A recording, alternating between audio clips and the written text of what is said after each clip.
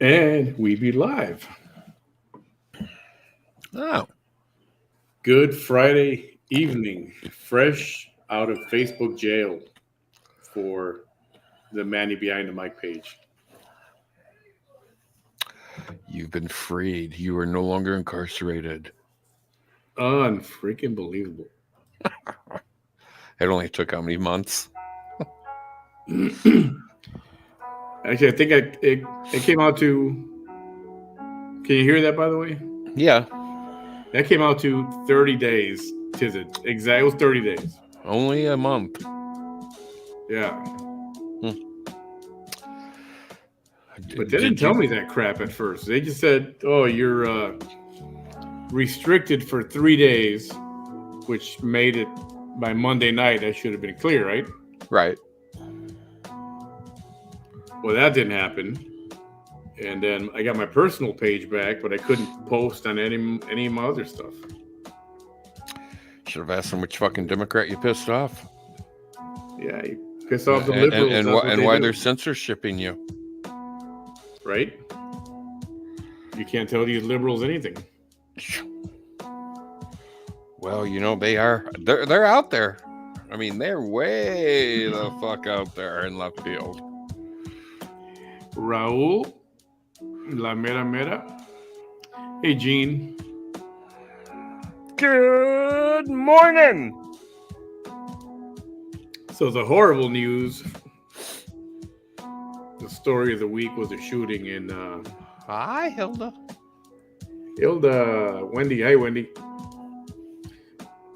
The shooting in Texas earlier this week. Oh yes, that is. God, there's. Horrible. Yeah, I'm not a fan of the word tragedy, but there's really no other way to describe it. I mean, it was horrific. Yeah, and it didn't take long for, I'll say everybody to try to politicize this thing. No, a matter of minutes.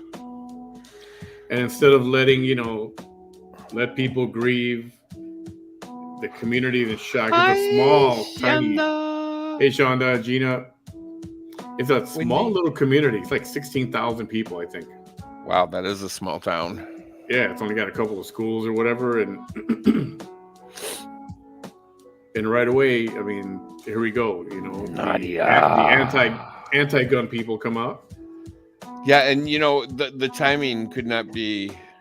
I mean, there's really no good time for anything like this. I mean, but they have the NRA convention in Houston going on right now, and then you got this horrific tragedy from a very sick individual. I mean, wow. So the question is, hey, Jessica and Melody, Raul's being a little troublemaker today. Uh-oh. We'll get to Might have Raul to in a spank little him. bit. He might like that, actually. I'm not, Oh, well, all right, man, after my own heart. So everybody wants answers, right? And I guess before we go deep into this thing, everybody's, he confronted a guard, he shot the guard. And then as it turns out, there was no guard. And then like, well, how do you get in? Well, we don't know. And then today it's realized that a teacher had left the door propped open. For some reason. She ran and got a phone. Or something. Yeah, I don't know what the detail was. Yeah, the news I seen tonight was she opened the door, left it unlocked while she ran, and I'm assuming to her car, did not say, but she went to get her cell phone. And what can you do? You can't blame her for that. It was just an innocent little quick trip to the car or wherever, right? But can you imagine the feeling and then knowing what happened because that door was left open? Yeah, I mean, the guilt she has to be under right now, or the amount of guilt she's placing upon herself. Yeah. Hey, point of no return. Melissa, Toxic. Ileana, hi there. Yeah, so everybody wants answers, and everybody's calling for the police. Why didn't they go in there? I mean, the timeline's all way off. I don't know if they're doing that on purpose or if they're just. One of the first things I heard was that all this killing happened in the first 4, 5, or 6 minutes.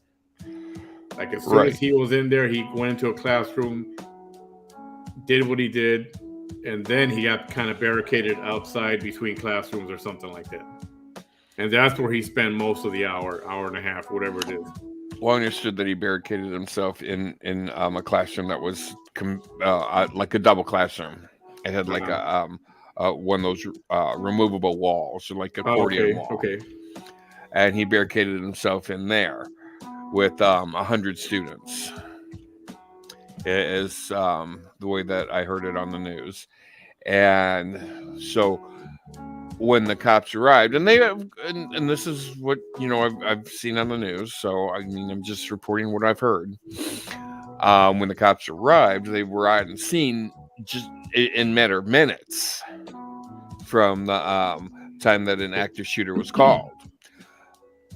Well, some did, yes. Yes, some did, and then once I guess somebody in charge showed up, they sat out there. They did not enter the building for over an hour. Yeah, because there was not any shooting going on. So they're like, oh, okay, well, it's not an active shooter situation. Well, I'm sorry, you got a fucking man in a school with a gun, and he now has hostages. How fucking more active can you be? He also felt that, well, we don't have body armor. We're going to go in there with handguns, and this dude's got a machine gun or whatever he's got. Okay, yeah, I get you got your little sidearm. I get that. Against a fucking assault rifle. Okay, well, the odds for you surviving not good, but do your fucking job. I know. I mean, whatever happened, and I'm not saying this about all police. I back the blue. Oh, I do too. 100%. I support law enforcement. 100%. I'm not. It's not even. But. I mean, what happened? I don't know. What happened to just who cares? I'm not wearing body. Just run in there and you start shooting. I mean, and it took the Border Patrol elite SWAT team. I forget what they're called. Dude walked in. He goes, "You haven't gone in yet? What?" And the dude just walked in on his own. Yeah, good for him. It's about time somebody handled the fucking situation. Hey, Nadia, Danielle, Isabel, hey there. Sweet lady. Hey, Chuck. What up, Chuck? Chuck, you're always welcome here. You know that. Hello, Chuck. And so this is bringing up now the question of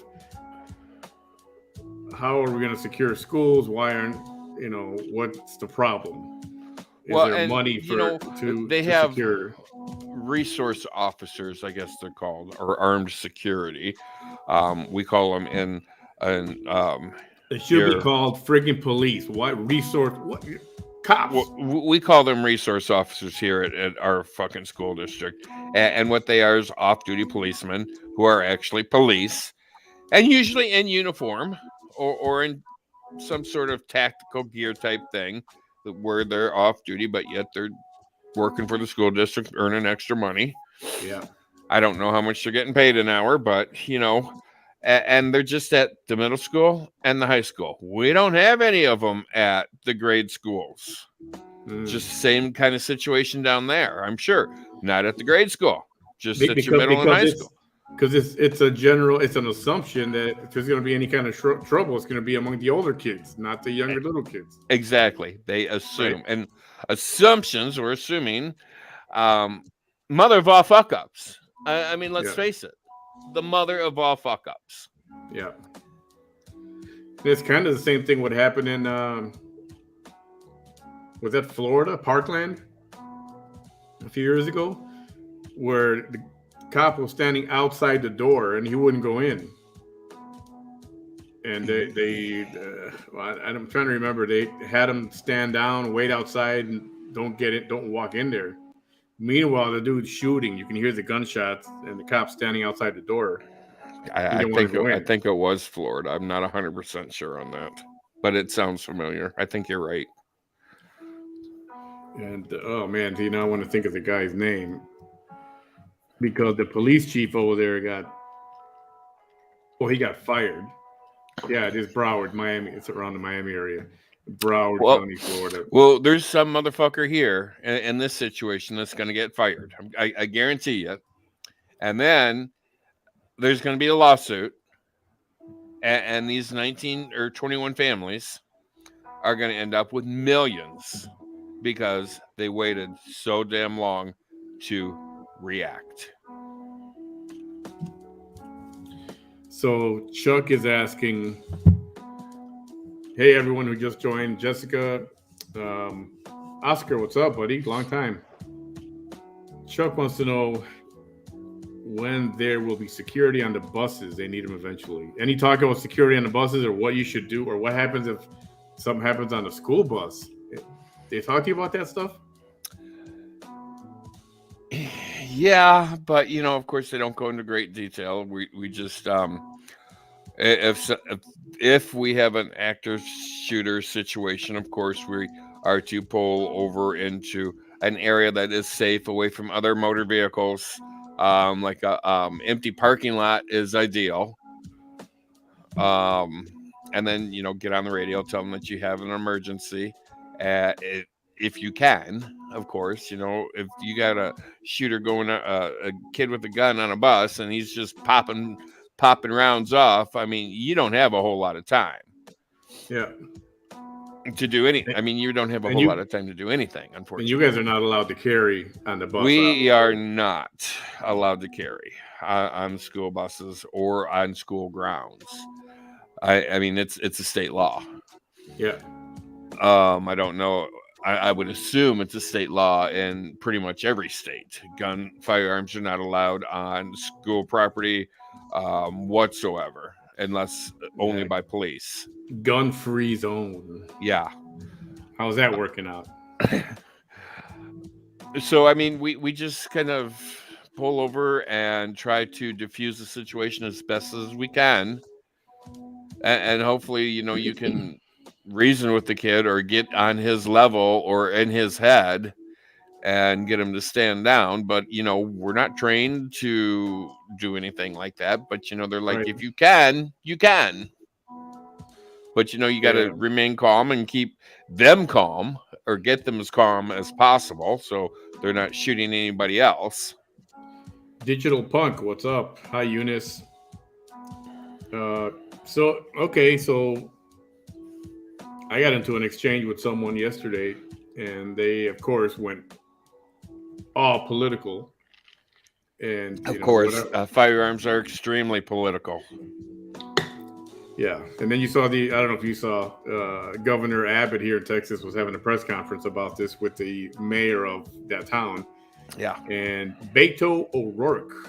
Robert O'Rourke got up and started, I'll call it heckling and complaining about, what are you going to do about this kind of situation? And, he had to be escorted out. He was out of line. He was rude. Mostly, I understand the passion everybody's got. Everybody's angry, wants answers, but I get it too. I mean, these families want answers. They deserve answers, and to get, I mean, to be held hours upon hours of no information. I mean, is my kid alive? I mean, where's my kid? I mean, what's going on? I mean, this is something that once you have the situation under control, you need to inform these parents like a fucking sap. I mean, as soon as you possibly can, get them some information going, hey, even if it's, we're going through, we're looking at, unfortunately, and that happened. Some kind of active shooter alarm or messaging went out. Yeah. Right? So we're looking at bodies. We're trying to get names for you guys. Just bear with us. Give us, 35, 40 the best as quickly as we can. But these guys, I mean, there's families waiting overnight. I mean, like 20 hours to find out if their kid was alive. That's just fucking ridiculous. Yeah, I remember the next morning there were a couple of little girls. There were the photos there. They don't know where they are. We can't find them. But it turned out they were victims. I mean, yeah, that's ridiculous. I mean, and the whole entire time, you're a parent, and your mind is thinking the worst, and and you're trying to. I mean, wow, I couldn't possibly fucking imagine. No, I know that's. Yeah, and I don't want to imagine either. And I can't. And sad stories keep coming out of this. There was one of the teachers that was killed. She walked into the classroom, and the guy told her, "Good night," and as he shot her, killed her. And one of these little kids was watching this happen. So the little girl watching this was on the floor. Her classmate is on the floor dead. There's blood everywhere. She takes her blood, wipes it on herself, and plays dead. I mean, she had the mindset to do that. Well, this is going on. Don't tell me all these kids are going to be traumatized, man. It's going to be for years to come. I mean, will any of these children that survive this ever be able to go back into a school building ever again? I mean, if I was a kid and this happened to me, I'd flat out refuse to go to school. I mean, the school is supposed to be a safe place for these kids. And again, not the. We're not even talking about what the hell was on this guy's mind. I mean, that's evil. When you can look at these kids were between 8 and 10 years old. 8 and 10, 8 and 11. Yeah. When you can look at them and shoot them, I mean, we're talking about bullets that there's nothing left. I mean, you need DNA evidence to see who to ID, because it's a little kid. Yeah. So the question is, what's the fix? The left is looking to the right. Oh, another school shooting. See, and then the right is just trying to get answers. Well, yeah, and of course, they're going, oh, well, we need tougher gun controls. We need to do this. We need to do that. Okay, I agree that, I mean, I own firearms and several of them, and I'm all for the Second Amendment. But I do agree that the firearm laws or background checks or what, I mean, I live in one of the strictest firearm states there is. Illinois is one of the worst states when it comes to trying to buy a gun and owning a gun and getting a concealed carry permit. We are the strictest state out there, next to New York. I mean, New York, they're way out there.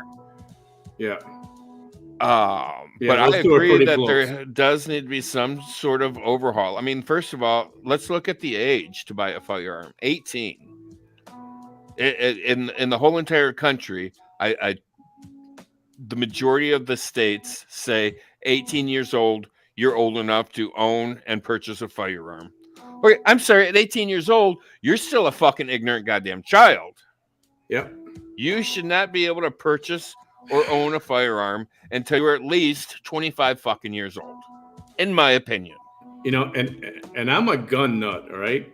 When I saw my first gun in a magazine, I bought the magazine and I went to the gun store and I said, I want this gun. It was in a centerfold, like a friggin' Playboy magazine. I said, I want this gun right here. And I bought it. And some people, I mean, I'm not saying this is you whatsoever, but they open up that ammo gun book and they're going through it and they get to the centerfold and instantly they get a fucking boner because it turned them on somehow. It's a hobby. It's an interest. It's a sport.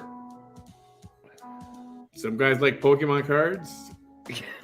Some guy like to play golf. I mean, it's now. Having said all of that, if you can't buy a beer, I don't think you should be able to buy a gun. That's one Well, I thing. even think that 21 years old is a little That might too be. young to be purchasing a gun. You know what's a good age? We should follow the rental car company age. What they do. 25. 26, 25 or 26. And there's a reason for that number they choose. Well, they believe you're more mature. Yeah. And I mean, let's face it, 21, are you old enough to, are you mature enough, not old enough, are you mature enough to, one, drive a vehicle, two, drink, and Yeah. three, be mature and wise enough to go, oh, I had too much to drink, I should not drive. No, I don't think you are. Personally, I don't think you should be able to purchase alcohol and legally drink until you're 25. Yeah, because fine, a car is a little different. It could be used as a weapon. You could kill Absolutely. people. I get it. But a handgun, you can kill somebody on the spot instantly, including yourself. Oh, yeah. I think it should be harder, and I'm a gun nut, but I think it should be harder to get a gun. Some people are talking about, what about registering your gun? Like get a light, like your gun's got to be licensed, kind of like a car. What about you got to buy insurance for your gun? $100,000 policy or $1 million, whatever. I don't know. I think And that is a little ridiculous. To some extent, I'm okay with some of that. I'm okay with some of that. Registering, absolutely. Should I have to pay $500 a year to own and register that gun? No. Why? Because I own 7 guns, so 7 times 5, $3,500. Okay, Yeah. I can't afford that. I was talking to somebody yesterday who wants a 500% tax on ammunition. Ammunition is already fucking crazy enough. And I said, if I want to buy 20 boxes of ammunition, that's my business. Why are you going to tax me on it? Well, you don't need 20 boxes. What do you need 20 boxes? I said, that's none of your damn business. Okay, well, first of all, boxes of ammo, you got to go to the range so you're accurate enough to be able to. If you have a concealed carry, you need to practice and go to the range. And if you happen to be out at a mall where there's an active shooter and you're close enough to where you can do something, don't you think you should be accurate enough to hit the shooter and not like an innocent bystander? Yeah, that's what 20 boxes of ammo is for, for practice, for home security, when Chinese invade. When you buy a gun the first time, you got to take some kind of training class. Oh, absolutely. I'm all for that. But any of these laws or any additional laws, regulations, would that have prevented what happened the other day? If I also heard on the news that this kid wanted his sister to purchase a firearm for him when he was 17. Okay, well, Kyle Rittenhouse was 17 years old when his friend purchased this AR gun for him. And he's walking around in Kenosha killing people at the age of 17. But they dropped that charge. Because he was defending himself. Which is just ridiculous, but okay. Yeah, because he didn't go out shooting 50 people. He shot at 2 or 3 that were coming at him, or a group that was coming at him at one point. But that's a whole other story. Yeah, it's a whole other ball of wax there.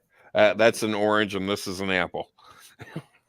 Yeah. So, but obviously, if you're 17 years old and you're asking your sister or a family member to buy a gun for you, the first question would be like, well, why? Is something wrong with you? Do we need to get you into some sort of? Do you need to talk to somebody? Let's get you in, get you some couch time. There might be a wire that's crossed somewhere. I mean, that's question number 1. So, some kind of see, but how do you? Do you do a psych evaluation on every first time purchase? I mean, you go all the way. I mean, you go all the way. Well, you As know as you have a hold a good record, you're a clean record, legally, lawfully. You've been owning one for years and years. Every year, you got to do less and less and less because now you're a responsible gun owner. So you when don't have to go through all these hoops. when I lived in Ohio, I bought a firearm from a pawn shop, and they gave me the paperwork that you had to fill out, and there was really no background check per se whatsoever to purchase a gun in Ohio. But there was the sheet of paper, 25 questions I had to answer, and it's and they were all yes or no questions. And I misread one question because I assumed that I knew where the question was going by reading the first 5 words. So I answered the question yes. Mm-hmm. And I turned in my paperwork, and he goes, "All right, well, we have to check with the police department and everything, and we'll call you. We'll call you." I'm like, "All right." So a week goes by, and I happen to go back up there, and I'm like, "Yeah, so just out of curiosity, what's going on with my purchase here?" "Oh, well, we can't sell you the gun." I'm like, "Oh, why?" "Well, because this question you answered it wrong." I'm like, "What do you mean I answered it wrong?" And he read me the question, and I'm like, "Oh, well, that's no." He goes, "Yeah, but you marked yes." He says, "We can't sell you the gun." Ugh. I'm like, "Well, okay, so what happened?" He goes, "Well, we put the gun back, and you can come back in 3 days, so total of 10 days, and you can purchase the gun." So came back 3 days later, purchased the gun, filled out the paperwork, walked out the door with my gun, Just like that. just like that. So going back to the question, what's the solution? What's going to make everybody happy in this kind of situation? Well, nothing's going to make everyone happy. You're not going to please everybody. I mean, it seems like resource officer is not. If they have one, why wasn't he there? If they have one, and apparently they do have one, but he wasn't there. I guess I haven't heard the rest of the story. Well, he could have been. I mean, we're going to be grasping at straws. He could have been out to lunch. He could have been in the shitter. I mean, we're going to be grasping at straws because I thought I heard they had one too. And like, don't prop the door for anything. You take your key with you. I mean, Well, and our electronic, but schools, the button you got to press to activate the door that opens up. Nobody can just walk in and pull the door. right? All of our schools have proximity cards, so you actually have to have a school ID and a proximity card to get in an outside door. Mm. And this is every single school we have. Now, our badges are not proximity cards, so my badge will not work in any school, and it shouldn't because I have no need to go into a school. But Yep. there are times when I'm out driving all fucking day, and then I'm like, okay, well, I drank too much water, so I'm waiting 20 minutes for these kids, so I have to go up, beat on the door, wait for one of the teachers to come open the door, look at my badge, let me in, walk me to the bathroom, wait for me to do my business, walk me back out, and watch me leave the door, and the door closed behind me, and then I get on my bus. Yep. I feel like I'm being treated like a 2-year-old. But with that being said, that's their policy for Yeah. a school ID badge holder. Yeah. Now, if it was anybody else beating on the door wanting to come and use the bathroom, you have to walk to the front of the building, show your driver's license, and they may not even let you in the building anyway. Yeah. It might be a good idea for schools. The airport system. Bam and I know about the airport system. It's called having a SIDA badge. SIDA. Security Identification Display Area. If you don't have one of those and you can't pass a background check, you're not getting into the building. You have to apply. You got to pass a background check with the FBI, Homeland Security, State and local, CIA, state, local. postal. Yep, all that driving record. They do all that. If you pass that, they will assign you a badge. When you come in the door, if there's, let's say, you 4 teachers are coming back from lunch, you can't just scan your badge, open the door, and let everybody walk through. Everybody's got to scan their badge. There's accountability for everybody who comes in and out. You know, how about putting a camera? I thought all these schools had cameras at the doors.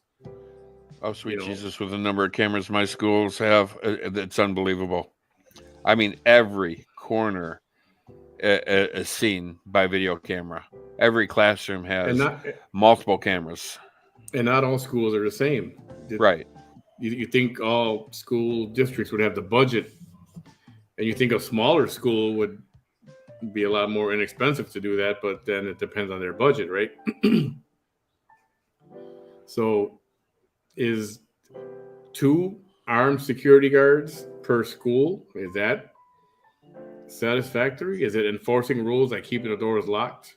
Nobody. I would think that it would buzzer and an intercom system with OTV. You can see who's coming in and out. You gotta. I mean, I know the anti-gun people are going to say, "Well, there's too many guns out there. Let's start restricting." But that's not the answer. No. Why? Because, well, first off, the anti-gun people, guns kill people. No, I'm sorry to say, guns do not kill people. There's only one thing that kills people. People kill people. They just happen to use a tool called a gun or a firearm. That's all it is. It's a tool. That gun did not walk up in that school on its own and start shooting people. Sorry to say. You need to get that out of your head that guns kill people. No, guns are a tool that people use to kill other people. Just like a vehicle is a tool that people use to kill other people. There's a meme going around about Cain and Abel. They say Cain iced Abel, killed him with a big old rock. And it says Jesus didn't get angry at the rock. He got angry at Cain for doing it. Right. So,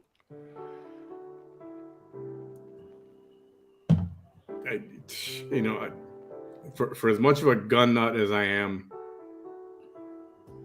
sad to say, but it's got to be harder to get a gun initially. Oh, I totally agree. I think 18-year-olds not mature enough.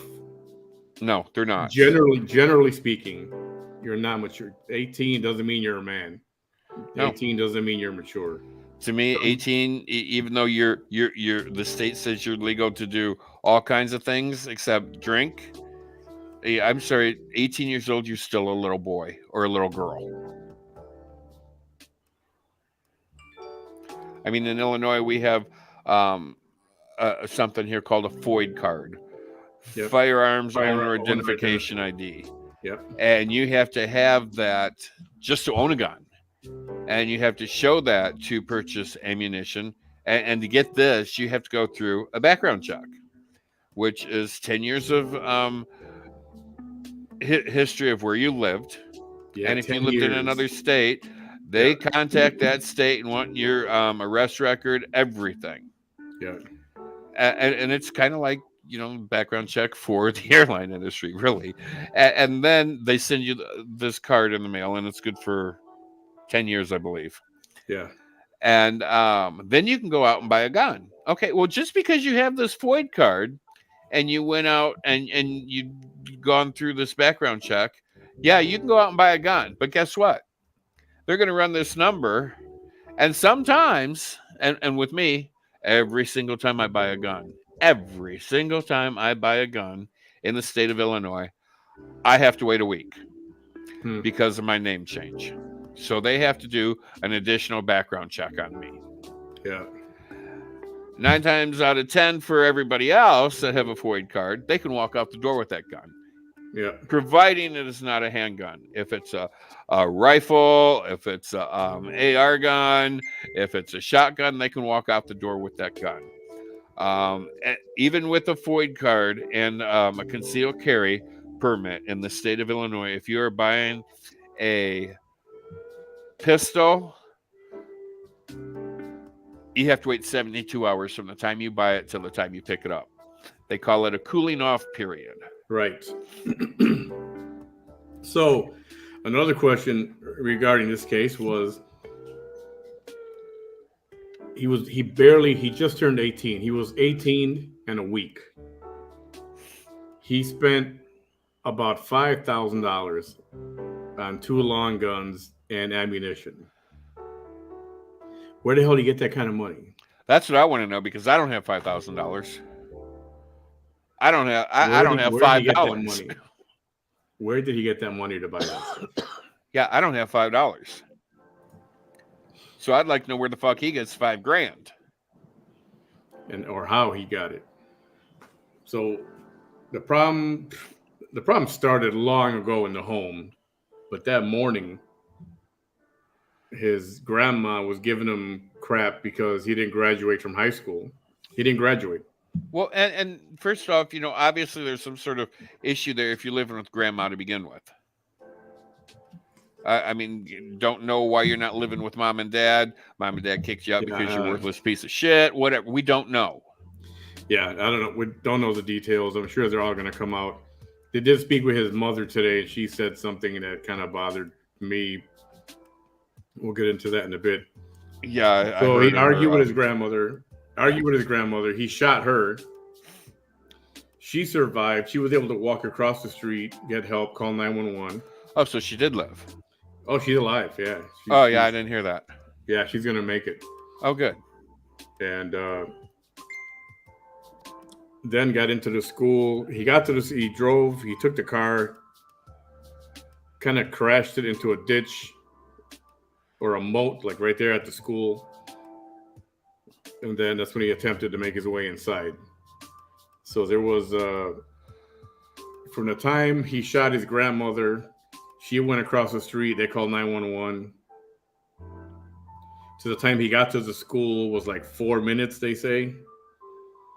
And then he got into the school and, presumably, I think right away, he started shooting and took out 19 people. 21. 19 students and 2 21 teachers. 21 in total, yeah. And cops are outside. They don't want to come in. They keep saying, I don't understand that. I mean, you're talking to a bunch of little kids. That's your job. You go. Yeah, I mean the way I see the news portrayed it is they get on scene and they're trying to secure the building and keep people from running in. Okay, I get that. I get that you're a mom and a dad. You want to get in there, get your kid. Got it. But guess what? You can't. I can see it from both sides. I'm right there in the middle on that. I secure the building, secure the scene, keep people away, so we don't have to worry about you getting shot. 110% with you on that. Now that you got that done in 40, in 10 minutes, give them 10 minutes for that. Somebody should be on the inside, hunting the motherfucker down, killing the son of a bitch. Like somebody said on the news, it doesn't matter if they're not shooting or not. You get in there, you find them, and you shoot them dead. And it was a cop. I can't remember who it was, but that's their policy. Why were we sitting here twiddling our thumbs with our fists in our ass for over an hour is beyond me. He did make that admission. He was like, that's what it is. It was a failure. It was a fucking epic fail. Yeah. And that's what's like I said, what happened? What happened to the days of, let's freaking go in there. What are we waiting for? What are you standing out here for? Just go. Yeah, whatever happened to the hoorah, motherfuckers? Obviously, they're just as entitled.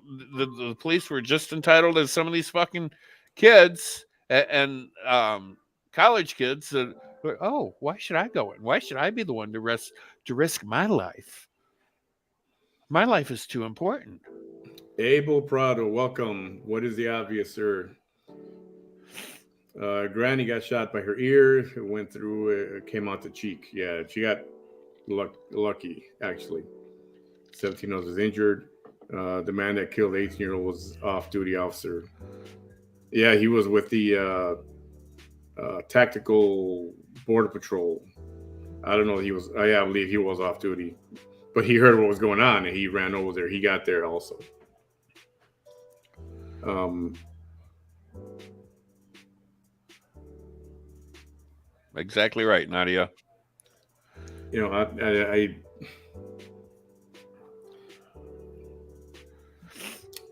Abel Prado, what's up? Come on down. Uh, so yeah, is there a right answer? So I asked you guys that don't believe in guns in the house or ammunition or anything. So somebody breaks in, how are you going to defend your family? Well, we're just going to call 911. Oh, okay. That's all fine and So dandy, my and yeah, friends are on the everybody should phone. call 911. But when he, when this person that broke in your house is, beating you senseless and raping the rest of the family and killing the rest of the family, and okay, yeah, you called 911. Okay, got it. Because the police force, which was defunded, now only has 16 guys working overnight instead of 92. So now it's going to take them 40 minutes to get there instead of 4 minutes.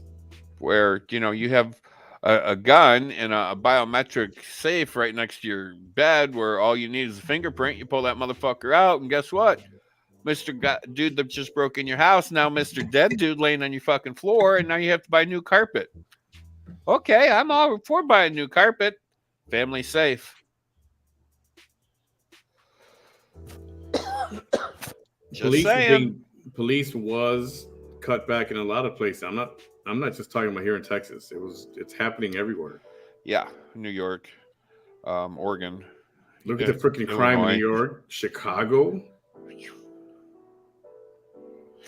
All these smash and grabs, everybody going into CVS and Macy's and just, I mean, you name it. They're just going in, filling up their bags or their pockets or whatever, and just walking out without a care in the world. Yeah, and especially in Chicago. I mean, people will come in and do smash and grabs, and they don't even have to run anymore. They just nonchalantly walk in, get what they want, walk out. Why? Because they know nothing's gonna fucking happen to them. And Chuck, you're wrong. Police forces were scaled back. If you don't want to call it defunded, call it whatever you want. Downsized. But downsized. Budgets were cut. That did happen. If I got to dig to get the info, then I'll dig and get it. I had it before. It's happened. Christy's husband does biohazard cleanup. He'll take care of that carpet. There you go. That's a busy guy right there. Those biohazard, they're going to be busy. Yeah. If spending 40% of your budget on law enforcement and the town SWAT team can't prevent the slaughter of 19 children, then what's the point? Yeah, how are you going to prevent that one lunatic? And how do you prevent that lunatic from becoming a lunatic in the first place? Well, we talked about this yesterday. Goes back to what happened. I'm sorry. I'll finish that thought right now. I am so clogged up. I'll be right back. All right, go ahead. Well, that's the point we talked about yesterday. Was how are kids being raised? Single parent or 2-parent home, but they're both working. The kid's always alone. The form of babysitting or discipline or keeping your child occupied is to just put a video game in front of him, or you don't know who he's spending his time with, and you're just not involved. Right. Parents are not involved. That's one huge problem. Well, and the other thing is teachers. Okay, you see this child from the time, well, you not personally, but the school district sees this child from the time they're 4 years old to the time they're 18 and graduate. Somewhere along the lines, some teachers should have seen something's not right with this individual. They're off. Somebody somewhere should have seen something that's just not right in the back of their head and questioned, maybe we need to do something, or maybe we need to get this one into some sort of extra counseling or something. And somebody said it there. It is hard. It's difficult when the minimum wages are $7, $8 an hour, and every single parent, each of the two, have got to work 2 or 3 jobs. Oh yeah, I grew up in a household where my parents both worked. So is there an easy answer? No, there's not an easy answer. Especially right now. You can't live on one income. You can't live, Christ, you can barely live on 2 fucking incomes.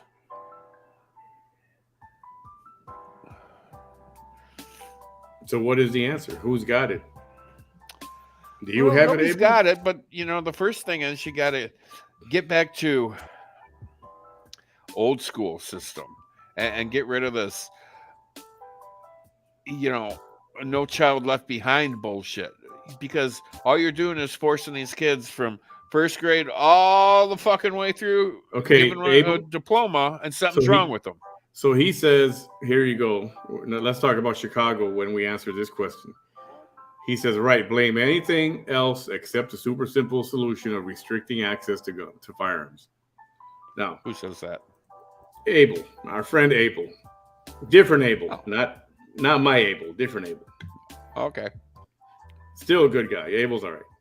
So he wants, Chicago restricted firearms. Bam, why don't you tell us how that's going in Chicago? Okay, so if I remember correctly, the law in Chicago for firearm is no more than a clip that can hold 7 rounds. Even if you have a concealed carry, you are not allowed to carry a gun in the city limits of Chicago. You cannot have a magazine that holds more than 7 rounds of ammunition in your house in the city of Chicago. Right, but I'm talking about Chicago's got a complete gun ban. Oh yeah, they do. But every fucking weekend, 40 motherfuckers get shot. Every weekend. Last year, almost 800 homicides. 800. Guns are not allowed in the city of Chicago unless you are a cop. But complete gun ban. Every fucking weekend, 40, 50, 60 motherfuckers getting shot. And on weekends, like, we have a 3-day weekend coming up this weekend. Mm-hmm. So I'm willing to put, my $3 that I actually have in cash until payday. I'm willing to put that $3 on the table and bet that there's going to be 60 people shot this weekend in Chicago. And out of those 60 people, 20 of them are going to be dead. And 1 or 2 of them are going to be little kids. Oh, yeah, absolutely. And that's with a complete gun ban. So, do gun bans work? No. In the country of England, their cops are the only people that have guns, but they do not carry them on them. The only time they get those guns out of locked safes is when they have a situation that requires armed police. Other than that, they're just walking around with fucking nightsticks and whistles. There is no perfect gun law. There's not. There's not you're never going to come up with the perfect situation for a firearm, because there's not a perfect situation for a gun. What I told him yesterday was what you and I just talked about. I'm okay with tighter restrictions on first time. Yeah, 18 to buy a handgun, I think is ridiculous. Yeah, I said 25 minimum. Even that's yesterday I talked about the same age you got to beat to rent a car. That'd probably be a good start. And the gun people are going to complain, but there's got to be a compromise between the right or between the right, the left, the Democrats, the Republican. There's got to be a compromise. But they're gonna say, "Oh, the gun lobby, the gun people, fund the Republicans. They fund the GOP." Like, well, no shit, Sherlock. Just that's big surprise. Is that a big surprise? Oh, fuck me.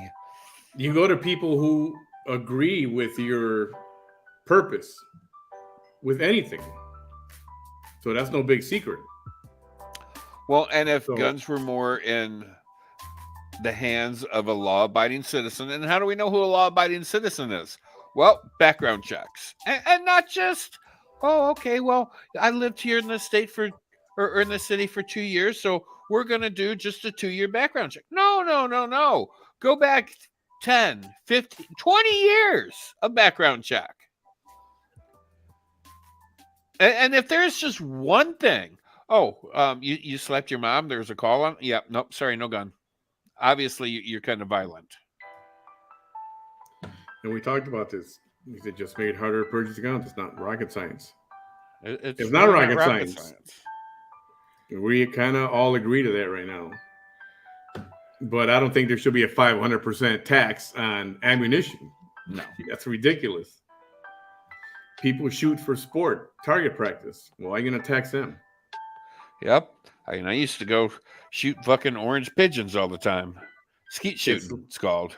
It's legal to hunt game for population control. What are you going to... Well, right now it's legal to hunt it just so you can fucking eat. Yeah. It wouldn't surprise me. Most of those guns were sold in Indiana.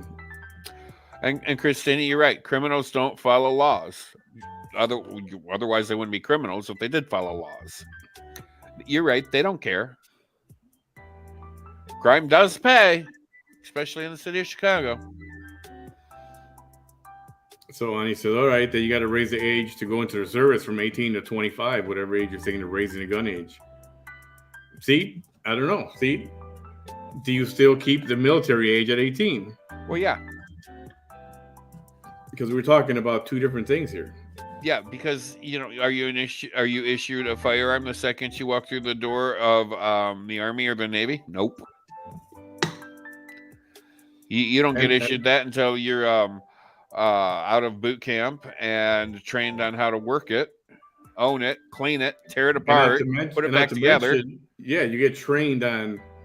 You can take it apart and put it together with your eyes closed, and you know how to clean it. You know how to service it. You're trained on it, and you're trained to kill in the military. And you get out of the military, and you buy all these fucking guns. Chance, some sickos come from the military. There's that argument too.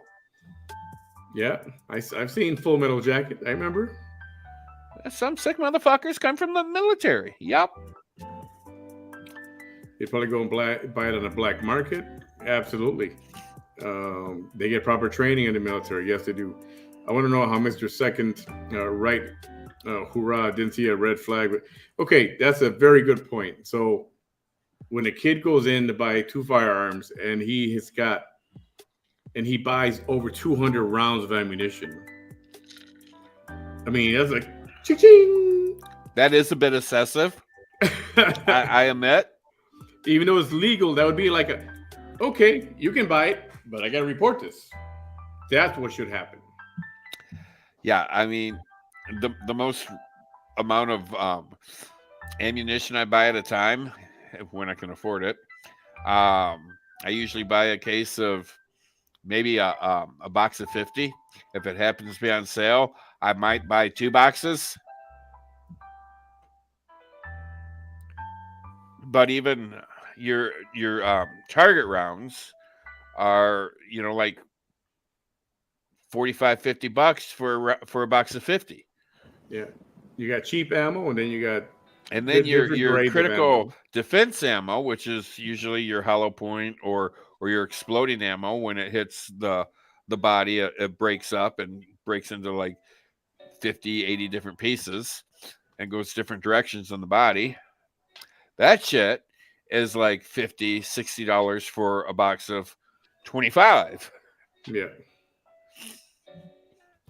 So I mean, ammo already is expensive, and it's that criminal elephant, and our little friend Raul doesn't like that. Criminals are not going to obey laws, and it's true. They don't care. They get the ammo. There's ammo sold. Well, they know where the gang members know where to get it. Oh yeah. They have sources. They know where to go, or the drug dealers or whatever. I mean, is there an easy answer? No. Personally, I agree with making it harder to buy a handgun. And I don't think 18, I don't think anybody's ready for a gun at 18. No, I agree. As great as I like to think I was at 18, even though I was not a criminal or had a criminal mind, I wasn't ready for a handgun. I wasn't ready for college. I wasn't ready for college. You're just not ready. It takes a lot. It takes a lot of um,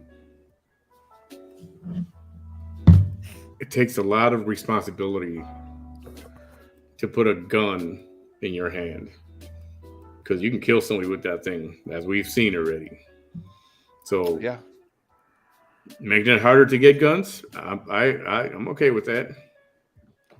Is that the only answer? Probably not. Nope. But I think years ago, the state of Illinois had this program that you had to take like an 8-hour class or a 4-hour class to buy a gun. Hmm. Or no, you had to take it before you get a FOID card. And once you took the class, then you can get a FOID card. But now you don't have to take that class.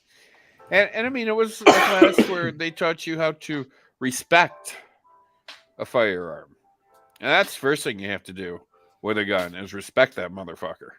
Yeah. How would you explain that to someone that was brought up hunting? See, there's got to be exceptions. And you know what? If you come from a family or a farm or something like that, there's got to be, or people that will vouch for you.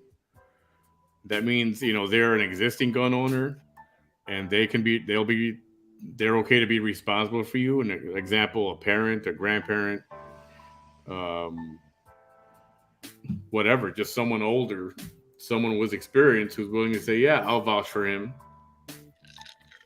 And if it's a family of farm or hunters or that kind of thing, that I would be for sure make some kind of exception to that. Well, I wouldn't say for underage. I doubt it. At Hello, least Irma. 18 if you got people to vouch for you. I don't know. I'm just throwing stuff out there. I don't know if that's the exact fit. Chuck says, my Hey, friends and family will make sure he's safe. He doesn't need to arm himself. Well, Chuck, I hope you don't have to arm yourself, and I hope you never get in a situation where you felt like you had to or needed to, and you didn't.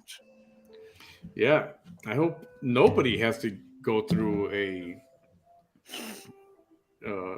what do you call it? A breaking entering. Somebody just kicks down your door.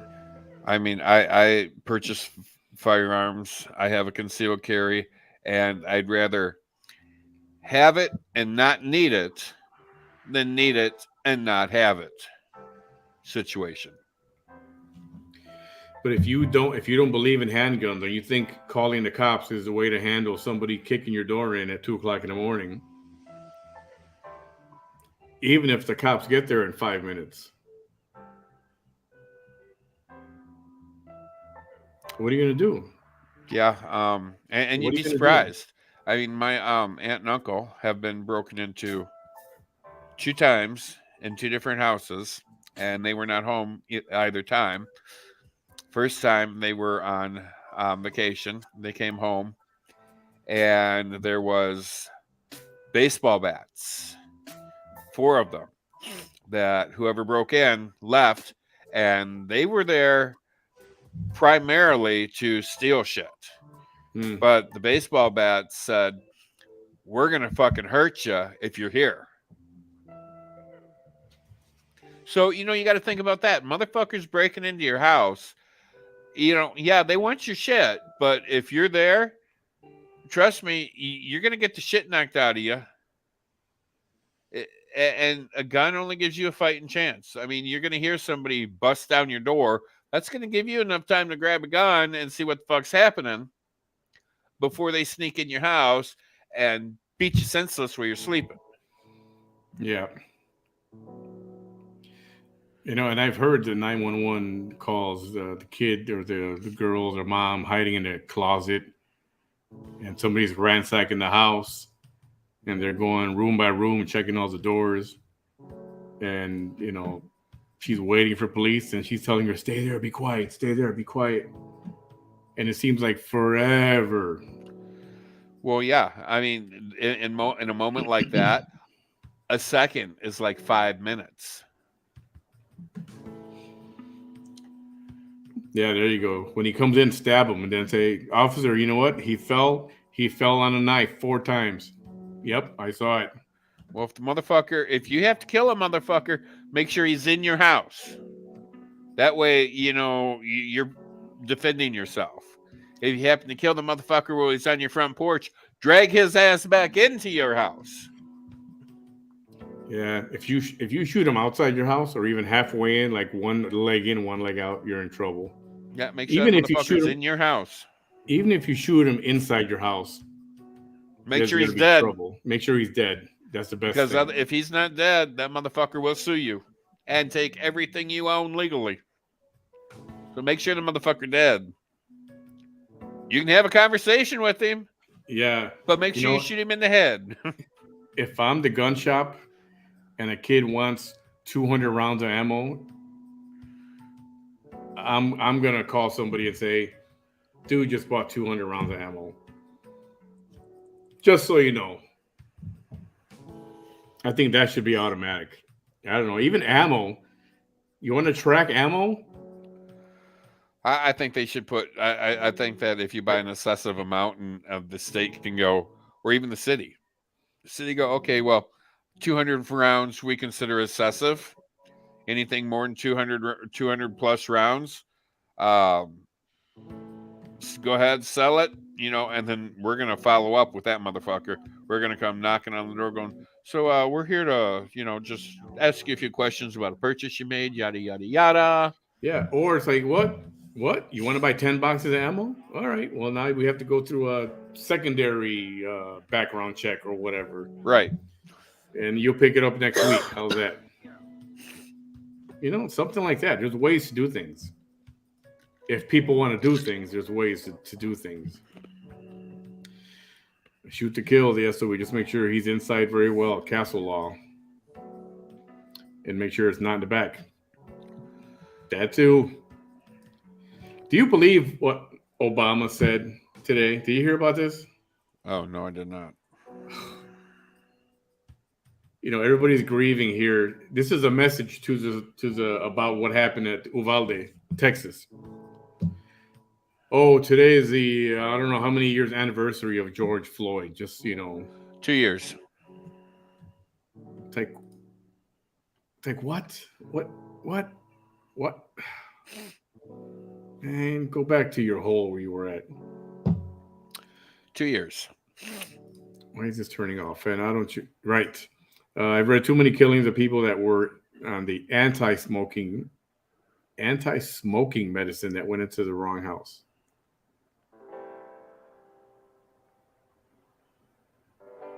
Be right back. I've read too many killing of people that were on the anti-smoking. Chuck, explain this to me. Anti-smoking medicine.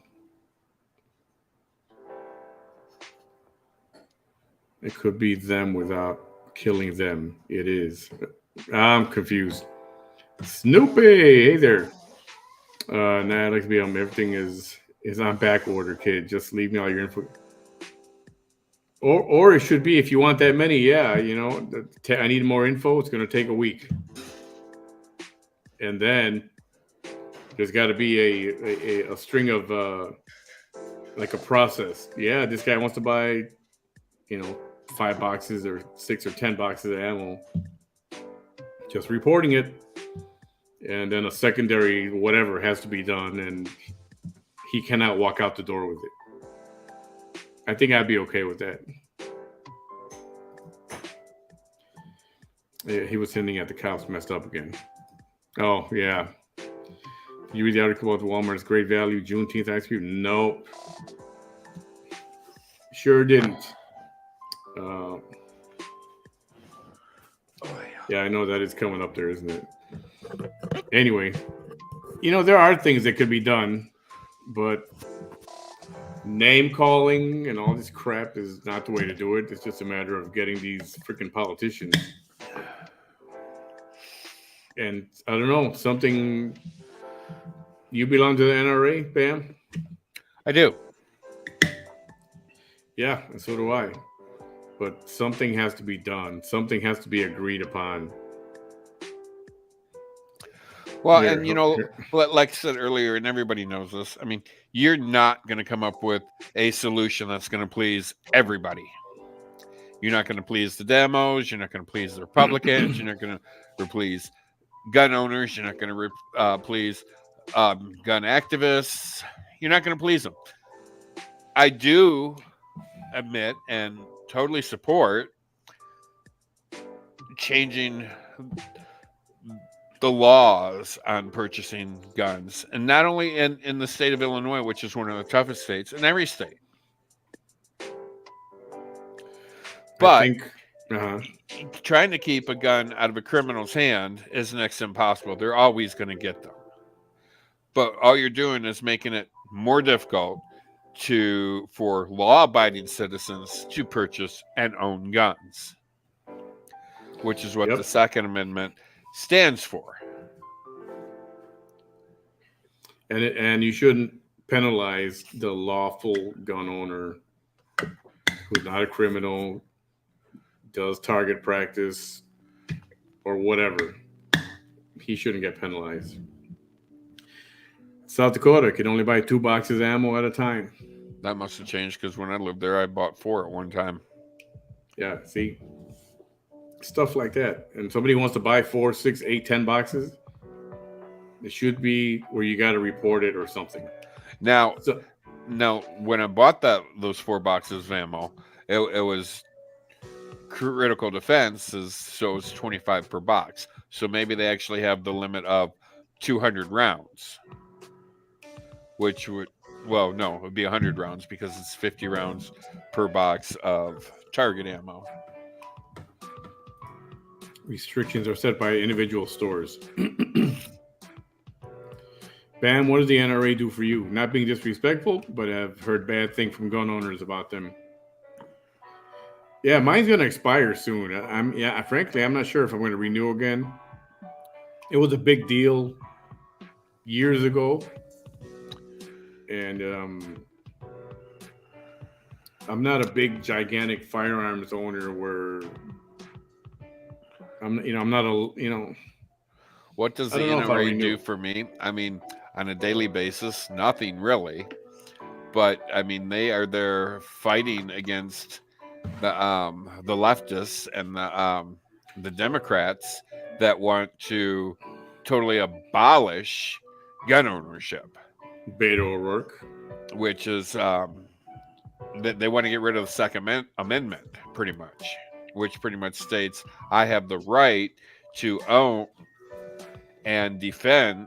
firearms and defend my home as I see fit. In a nutshell. Yeah. I mean, there's more words and yada, yada, yada into that. But pretty much in a nutshell, I have a right to own a gun, defend my house, defend my family. And they keep the Constitution, Second Amendment. They keep us appraised of the laws that change. Whenever there's changes, they let you know what changed. And they fight to keep it the way it is, or they support and go, okay, well, yeah, we can stand behind that change. Yeah. We'll support that change. But I mean, the NRA, they don't do much for me except take my money, and And it's not even that bad. and it's not. I mean, I think the last time I paid, it was $50 for 3 years or something. Something like that, yeah. So this is true, Jessica, because you know where this happened in London. They banned handguns, right? So guess what? All of a sudden there was an outbreak of stabbings. People are going into schools in China. It happened in China too. They were going to schools and grocery stores, stabbing everybody whoever they could reach, they would stab. Yeah, the only guns allowed in I think pretty much all of the UK is just shotguns for hunting. Yeah. Yes, that's the way it should be. Scanned so that you got a record of who bought what. And even the store owner wouldn't necessarily have to report 10 boxes of ammo being sold, because once he'd scan them all, the sale would go through. Automatic e-message goes to ATF or whatever it is. And says, hey, yo, Joe Blow just bought 10 boxes of, and then it would presumably keep an eye on them or keep track or whatever. But then on the other hand, the NRA would be going, here we have big brothers sticking their noses in where it doesn't belong, into a law-abiding citizen, happen to buy 45 boxes of ammo because they caught it on sale. And they're stocking up for, what they could believe that is going to be an invasion from Russia or China or whatever. And it could happen. Russia and China could invade. I mean, they're kind of in bed together right now. China always wanted to rule the world. Yeah, them and Russia. Yeah. Nanda says, I disagree, Bam, because every gun used in a mass school shooting has either been bought by the perpetrator, of the perpetrator's parents lawfully. Yeah, and that's, it's... Well, every gun would be purchased legally, one would hope. It's the mentality of people. It's the mentality of people that's the problem right now. There's a huge Once again, just because somebody purchased a gun legally doesn't mean they have the mentality or to use the gun properly, or not even mental God, what's the word I'm looking for? I can't think. Capacity. No, I mean maturity.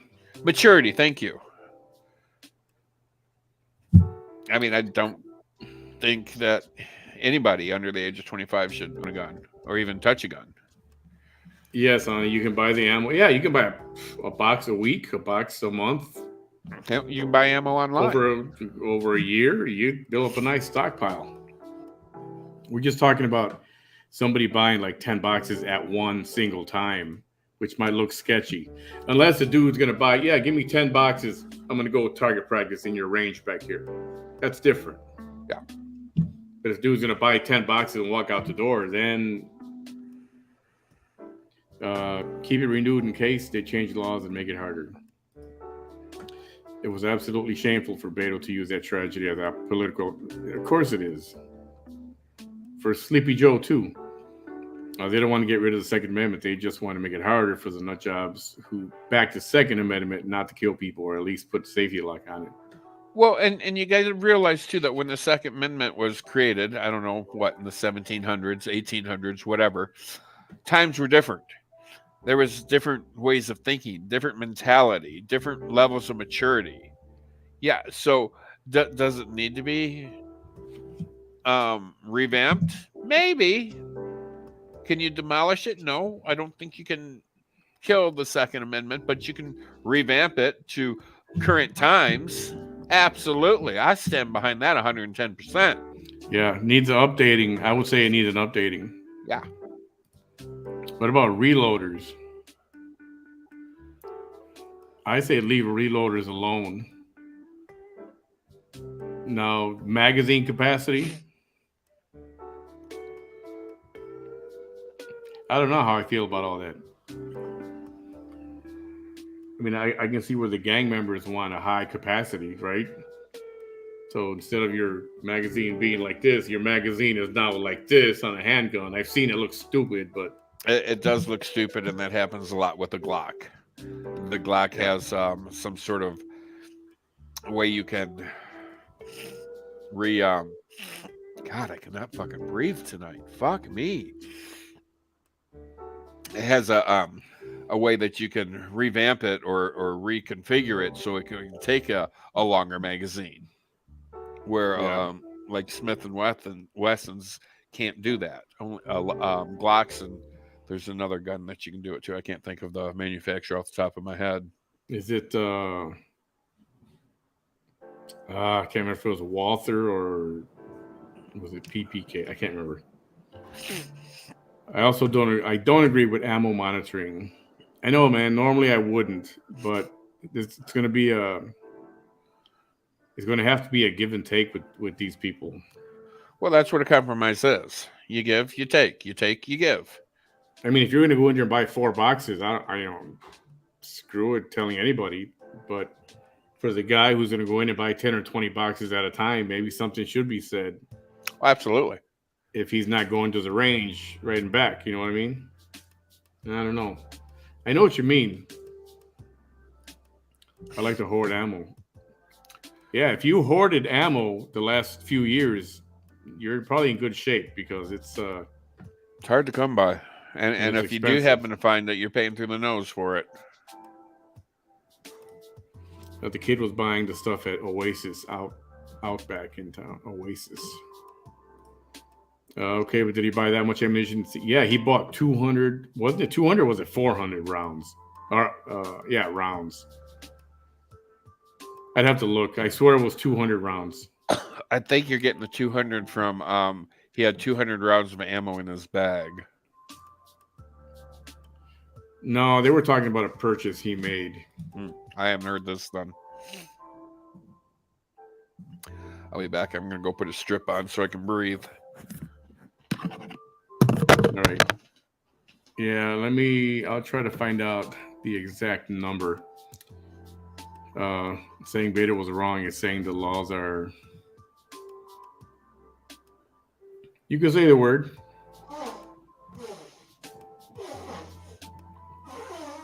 You know, there's people don't like Beto. People don't like Robert O'Rourke. And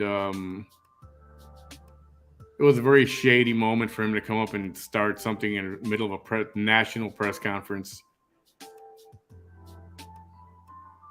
Not a fan of his. I load 1,000 rounds a week. Well, there you go. Maybe different classes like drivers. Yes, there you go. That's another option there. I'm not a Beto fan, but he was right blaming Abbott. Didn't say he was wrong blaming Abbott. It's just a different place to do it. That was not the place. That was not the time, I should say. The place might have been all right. It's just not the time. Extended clips, or even a fully automatic, converting your semi to fully auto. It's just a longer mag you can buy at the gun shows. Yeah, that's what they're going to come after first. Watch.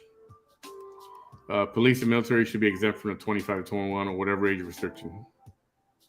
Good point. But if I decide to go to the shooting range every other day, then you're okay. You're totally okay.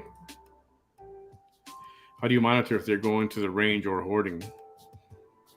One way is just to, if they're going to buy it, they're going to come right in. That's one way. If they're going to walk out with it, they can say they're going to a range, right? But yeah, we're going to go to a different range, or I have an outdoor range at home or something. I don't know. These are all valid points. Oh, so much better. Thank you, Jesus. I can use 300 rounds at a range in a couple hours. Oh, yeah, that's really easy to do. Christ, I could go through 300 in like an hour.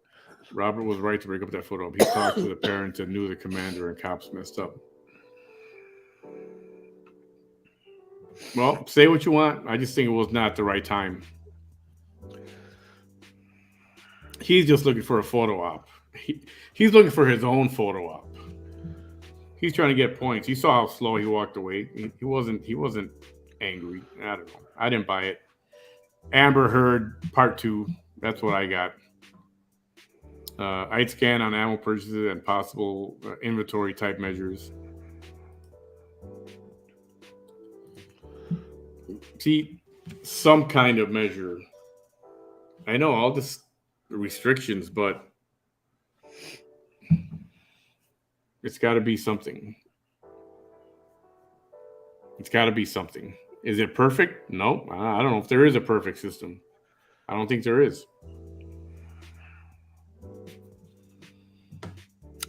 Nope. I don't think there is a perfect system, but I don't know. We're waiting for more news to come out. I'm not convinced that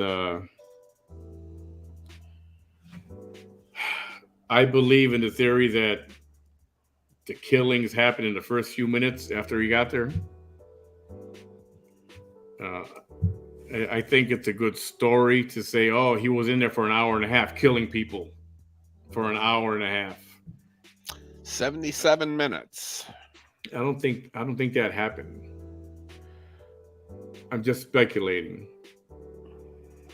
But one of the early reports I heard was this all happened in the first few minutes after he got there. I would have to agree with that, and that would make sense too. That's why they didn't invade the school or rush on in, because they weren't hearing shooting. Right. So in their mind, or who's ever in charge at this point is like, there's no active shooter. But then 10 minutes later, you're hearing, our policy is you go in, you shoot them until they're dead. You have an active shooter until that person is dead. Yeah. And that's the way the policy should be. Either they're dead or they're in custody. You have an active shooter until one of those two things happen. And chances are they're dead. Because if they're shooting and they're shooting at you, well, common sense says you're going to shoot back at the motherfucker. Yeah. If 80 trained police personnel are afraid of one AR-15, maybe a regular person shouldn't own one. Well, anybody, including cops, are afraid to get shot. That's not that they're not afraid to get shot. Well, I mean, yeah. I mean, I don't imagine it feels good. And if they were waiting on their body armor, and if they heard no gunshots, it is feasible. That's what happened. Okay. No, Nanda, I did not catch that. There were two things which I missed today, and the one was some lady speaking, which sounded disturbing, and I gotta watch that. So they were waiting on their body armor. I mean, do your cops down in Texas not wear their Kevlar vests as part of their uniform? Because up here, it's on. If they're in uniform, they have that vest on. Here too in Brownsville. Okay, then why were they waiting on body armor? Don't know. That makes no sense to me. I mean, were they waiting on the shield that bullets can't penetrate? It was an active shooter situation the whole time. The kids were calling 911 and get shot. Ugh. Yeah, those reports of kids calling 911 saying send the police. Well, the police are outside. I don't know. I haven't seen that whole timeline, an actual good, accurate timeline.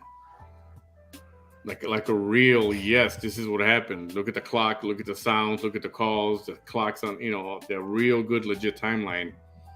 I haven't seen that yet.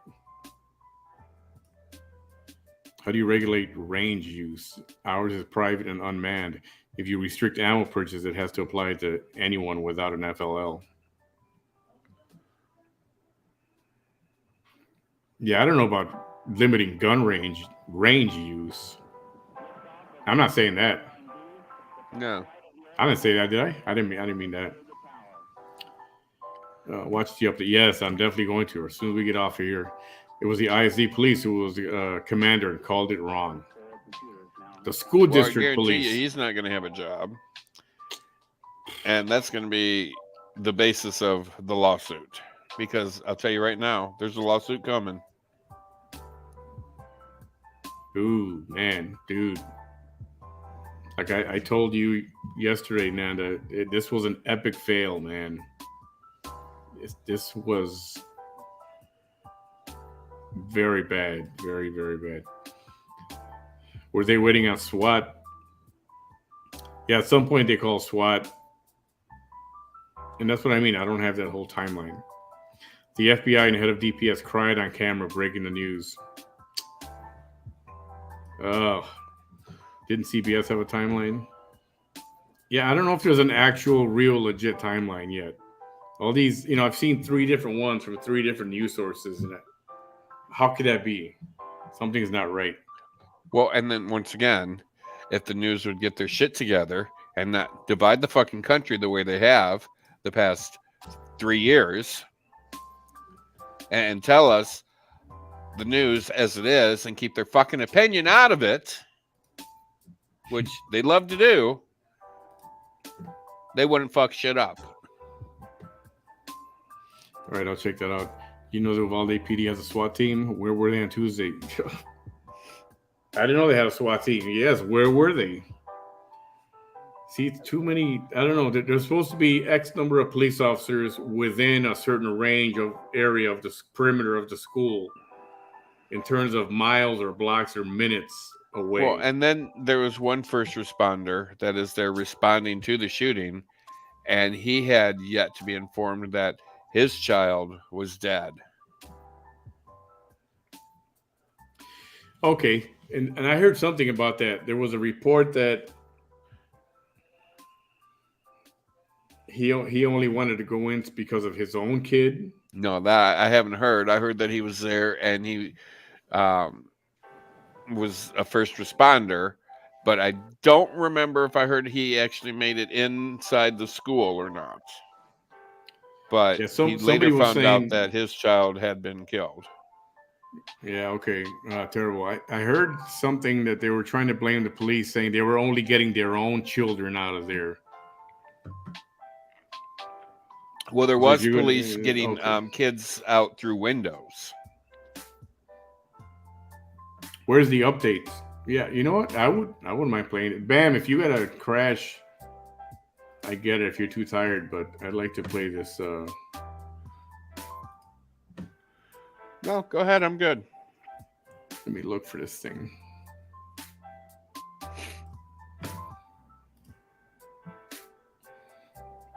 Is this the update in my inbox? Did somebody send it to me? What you send? Nadia said she inboxed you. I think it was Nadia. No, that's a SWAT team.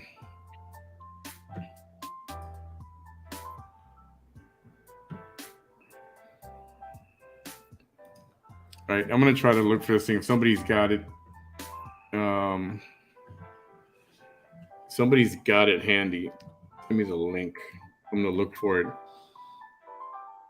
And what's your favorite brand of firearm for a handgun? I like Smith & Wesson and I like Ruger.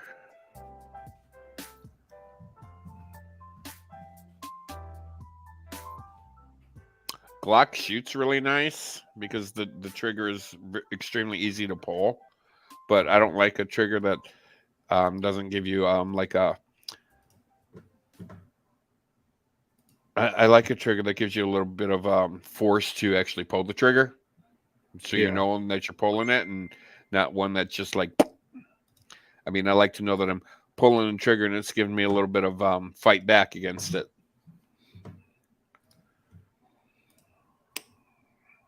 Is this the update we're talking about with this guy?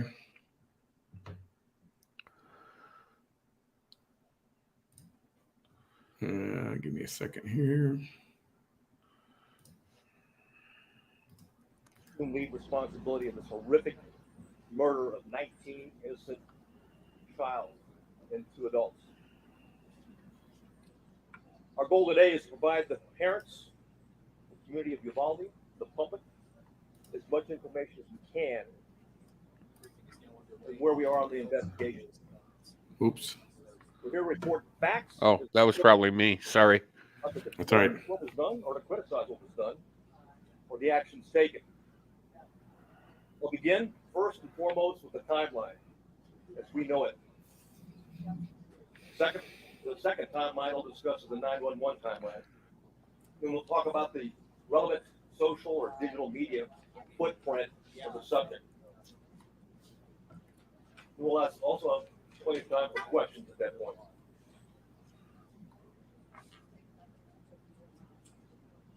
Well, if somebody's got the right one, you want me to pull up, let me know what it, send me a link.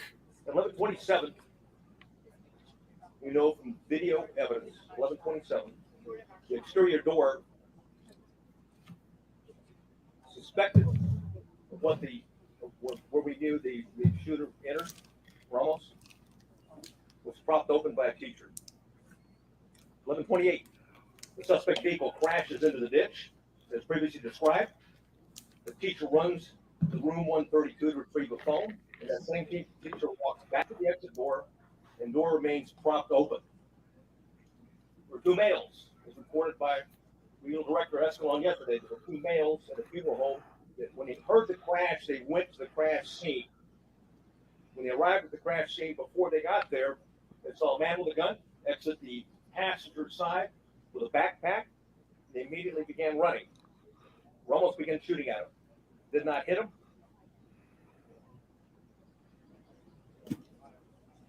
One of the males fell when he was running. Both males returned to the funeral home while they're running. And then again, we see through video, teacher reemerges inside the school and panicked and apparently calls 911. 911 call at 11:30. There was a crash, man with a gun. 11:31, the suspect reaches last row of vehicles to the school parking lot. 11:31, the suspect shooting began at the school while patrol vehicles got to the funeral home. I'll point out where it is. We're clear? Okay, great. Crash vehicles over here. Suspect hiding behind a vehicle, walking down, shooting into the classroom. There was a discussion early on that an ISD, consolidated ISD from Uvalde, had officer, was a resource officer, had confronted the subject. That did not happen, as RDS talked about yesterday.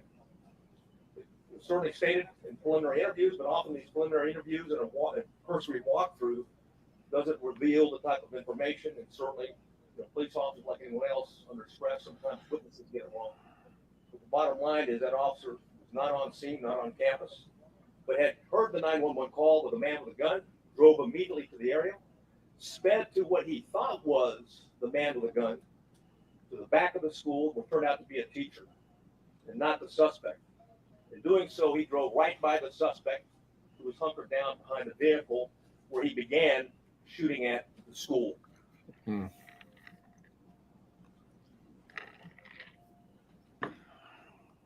11:31, the suspect shooting in between the vehicle is when it began. While the patrol vehicle gets to the funeral home.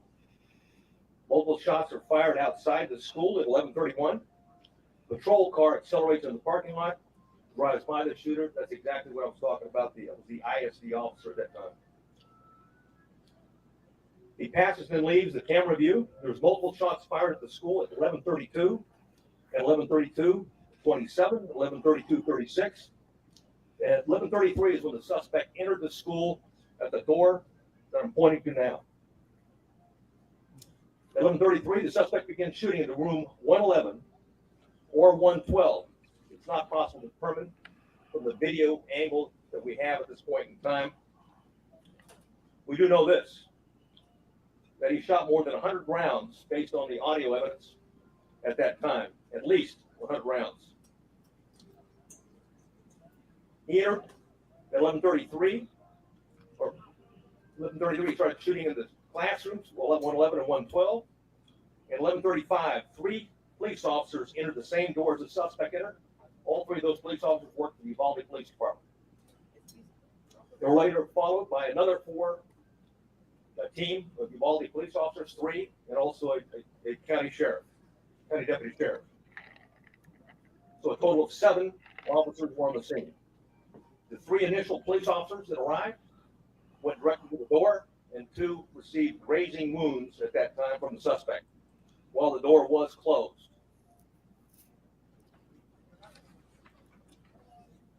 11:37, there was more gunfire. Another 16 rounds was fired at 11:37.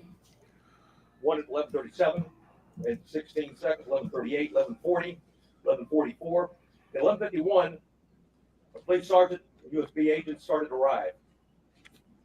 At 12:03, officers continued to arrive in the hallway, and there were as many as 19 officers at that time in that hallway.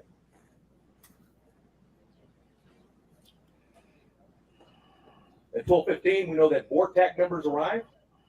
Not the entire BORTAC, but members of BORTAC, along with Shields. At 12:21, the suspect fired again, was believed to be at the door. 11:21, law enforcement moved down the hallway. At 11:50, they breached the door using keys that they're able to get from the janitor because both doors were locked. Both of the classrooms that he shot into were locked when officers arrived. They killed the suspect at that time. And now I'd like to go over the 911 timeline.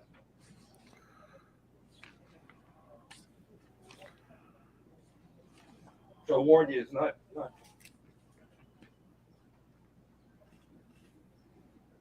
It's better that I read it than you listen to it.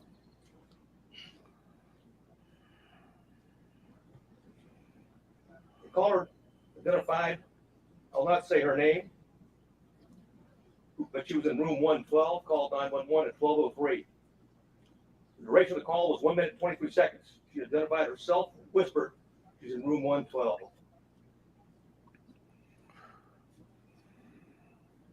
At 12:10, she called back in room 12, advised there were multiple dead. 12:13, again, she called on the phone. Again, at 12:16, she's called back and said there was 8 to 9 students alive. At 12:19, the 911 call was made, and another person in room 111 called. I will not say her name. She hung up when another student told her to hang up. 12:21, you could hear on the 911 call that 3 shots were fired. At 12:36, 911 call that lasted for 21 seconds. The initial caller called back, student, child called back, was told to stay on the line and be very quiet. She told 911 that he shot the door. At approximately 12:43 and 12:47, he asked 911 to please send the police now.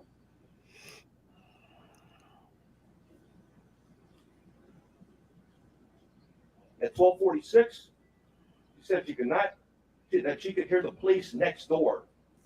At 12:50, shots are fired. They could be heard. It was a 911 call. And at 12:51, it's very loud and sounds like the officers are moving children out of the room. At that time, the first call that called was outside before the call cuts off.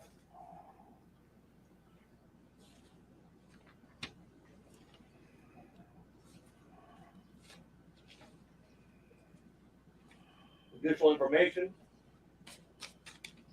that we have is there are 58 total magazines at the school related to the crime scene. 11 of those magazines were inside the school. 3 were on the suspect's body.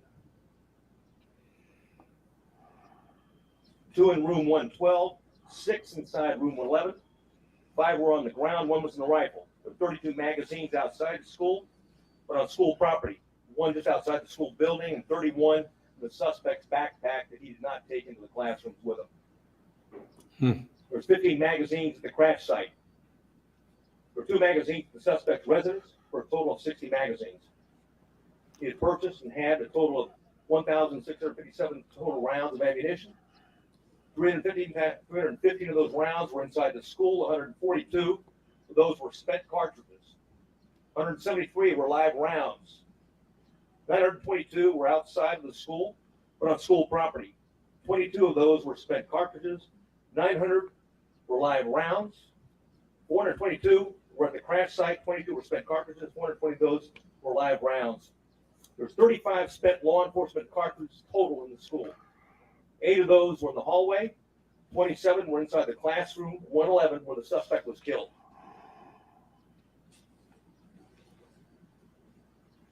I mentioned that I'm going to go over quickly a digital timeline. One thing we talked about early, and I want to correct something that was said early on in the investigation, is that he posted, okay, on Facebook publicly that he's going to that he's going to shoot his grandmother. And secondly, after that he was going to, and he shot her, and the third, he was going to go shoot up a school. That did not happen. It was actually on a message, Facebook messenger application to somebody else that he had a conversation with. So messenger. We know that through his digital media footprint, and I'll just do it by date time. And Ramos asked his sister to help him buy a gun. She flatly refused. That was in September of 21. I'll avoid some of these and get to he had Instagram, a 4-group chat. And it was discussed that Ramos being a school shooter. That was on February 28th of 2022. On March 1st of 2022, there was an Instagram he had with 4 people. It was a chat. He discussed him buying a gun. On March 3rd, 2022, there was another 4-person chat. Quotations, word on the street is you are buying a gun. Ramos replied, just bought something. RN. Right now, right? That's what the RN stands for. On March 14th, and there was an Instagram posting by the subject, in quotations, 10 more days. The user replied, are you going to shoot up school or something? The subject replied, no, and stop asking dumb questions and you'll see. See, why wasn't something said right there by whoever he was talking to? Yeah, I have no idea.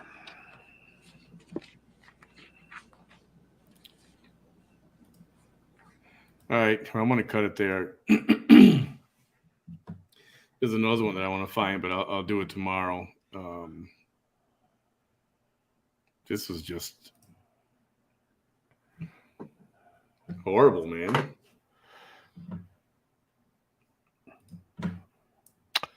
Yeah. I don't know. I don't know what else there is to say about this right now. It's just everything that could have gone wrong just was not. Whoever he was messaging with, even though when they asked him, are you going to go shoot up a school? And he said, no, man, don't quit asking dumb questions. That, to me, that's like, you got to say something.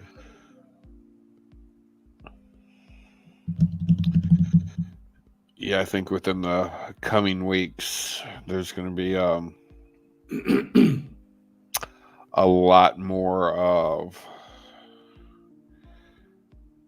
well, we should have done this, and this was handled completely wrong. All it's going to do is feed into this huge lawsuit that's going to happen and probably bankrupt this little city. And then you have Governor Abbott reporting on it with information he was given, and it was the wrong information. Yeah. Making yourself look like a complete fucking moron. Yeah. Yep. I'm going to have to listen to that again, write down this timeline that he said, and then compare with others out there, because, I mean, just trying to make sense of this, it just doesn't. It's hard. And, you hear the stories of the little girl and the little kids that are, oh my God, I can't even imagine it. Yeah, I watched a little brief today. I can't remember if it was my local news or if it was Fox News, but they had a little boy on there who was shot in the leg And he said he played dead and tried not to move or breathe, even though he was in pain from the gunshot wound in his leg. And he said he wasn't sure if he could ever go back to school again. And I'd be right there with him on that. Yeah. I mean, if I was 7, 8 years old and I got shot when I was in school, I don't think I could ever walk in another school ever again. I mean, the mental... At the very least, that same school, you wouldn't want to go back in there. Yeah, I mean, the mental anguish that these survivor kids are going through. I mean, I just can't fathom it. I mean, wow. Man, this is a lot for an adult to handle. Can't even imagine what it is for a young kid. And I mean, there's people having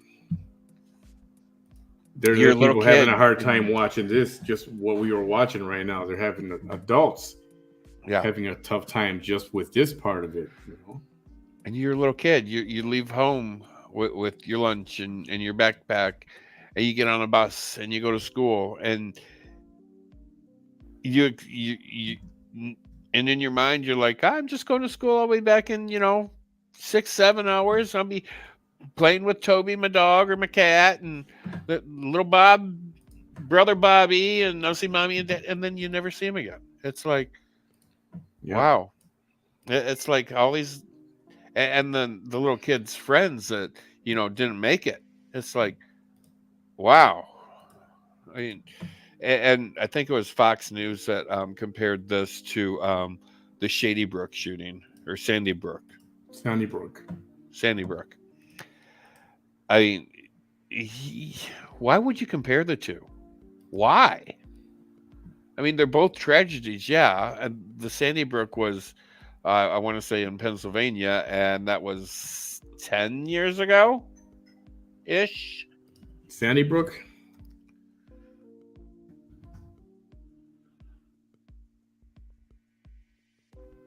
Was it Sandy Brook? Sandy Hook. I knew that. I don't know why I said Sandy Brook. 2012. Yeah, 10 years ago. Yeah. But why would you even bring that up and compare the two? I mean, they were both tragedies. And if I remember correctly, the Sandy Hook was Amish children. Is that right? Some of them, yes. I thought it was all of them.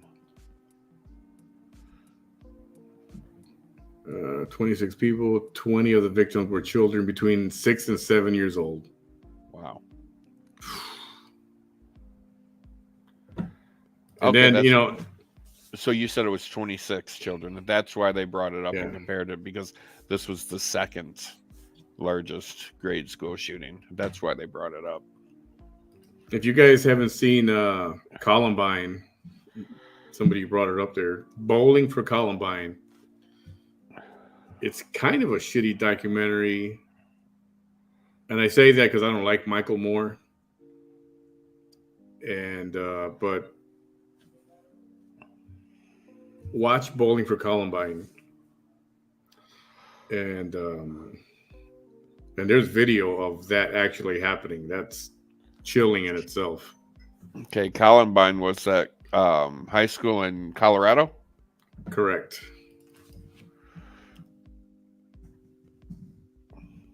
Columbine shooting.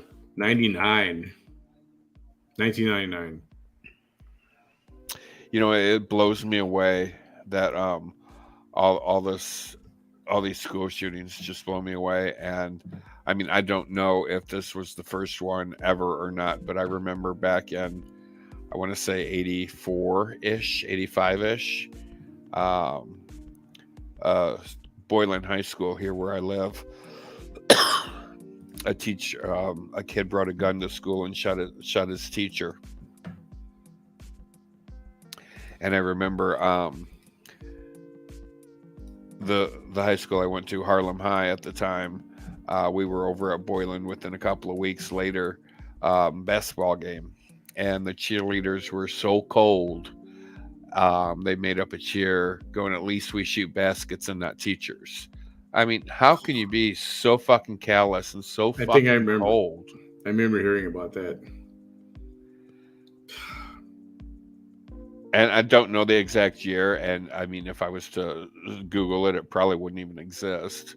But I think it was the very first shooting in the country at a school.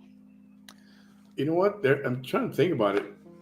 Now, somebody said the media was saying, the media is telling the world that there have been over 200 mass shootings in the United States this year alone. Over 200 this year alone. And I'm like, where did they get that number from? Yeah, I mean, we're only 5 months into the year. Yeah, and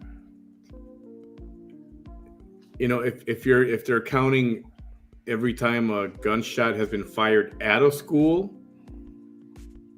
but that doesn't always mean it was a mass shooting. Well, I mean, and So what do you consider? and And what do you consider a mass? I mean, 10. Right, that's the other 20, thing. Is 50? how many people that died? Yeah, exactly. Or how many people got shot? I mean, because I consider mass shootings in Chicago every fucking weekend. Yeah, it's almost like a regular thing every weekend. I don't know. Nobody. Well, in I don't know if you Chicago guys and New York, realize it is a regular thing.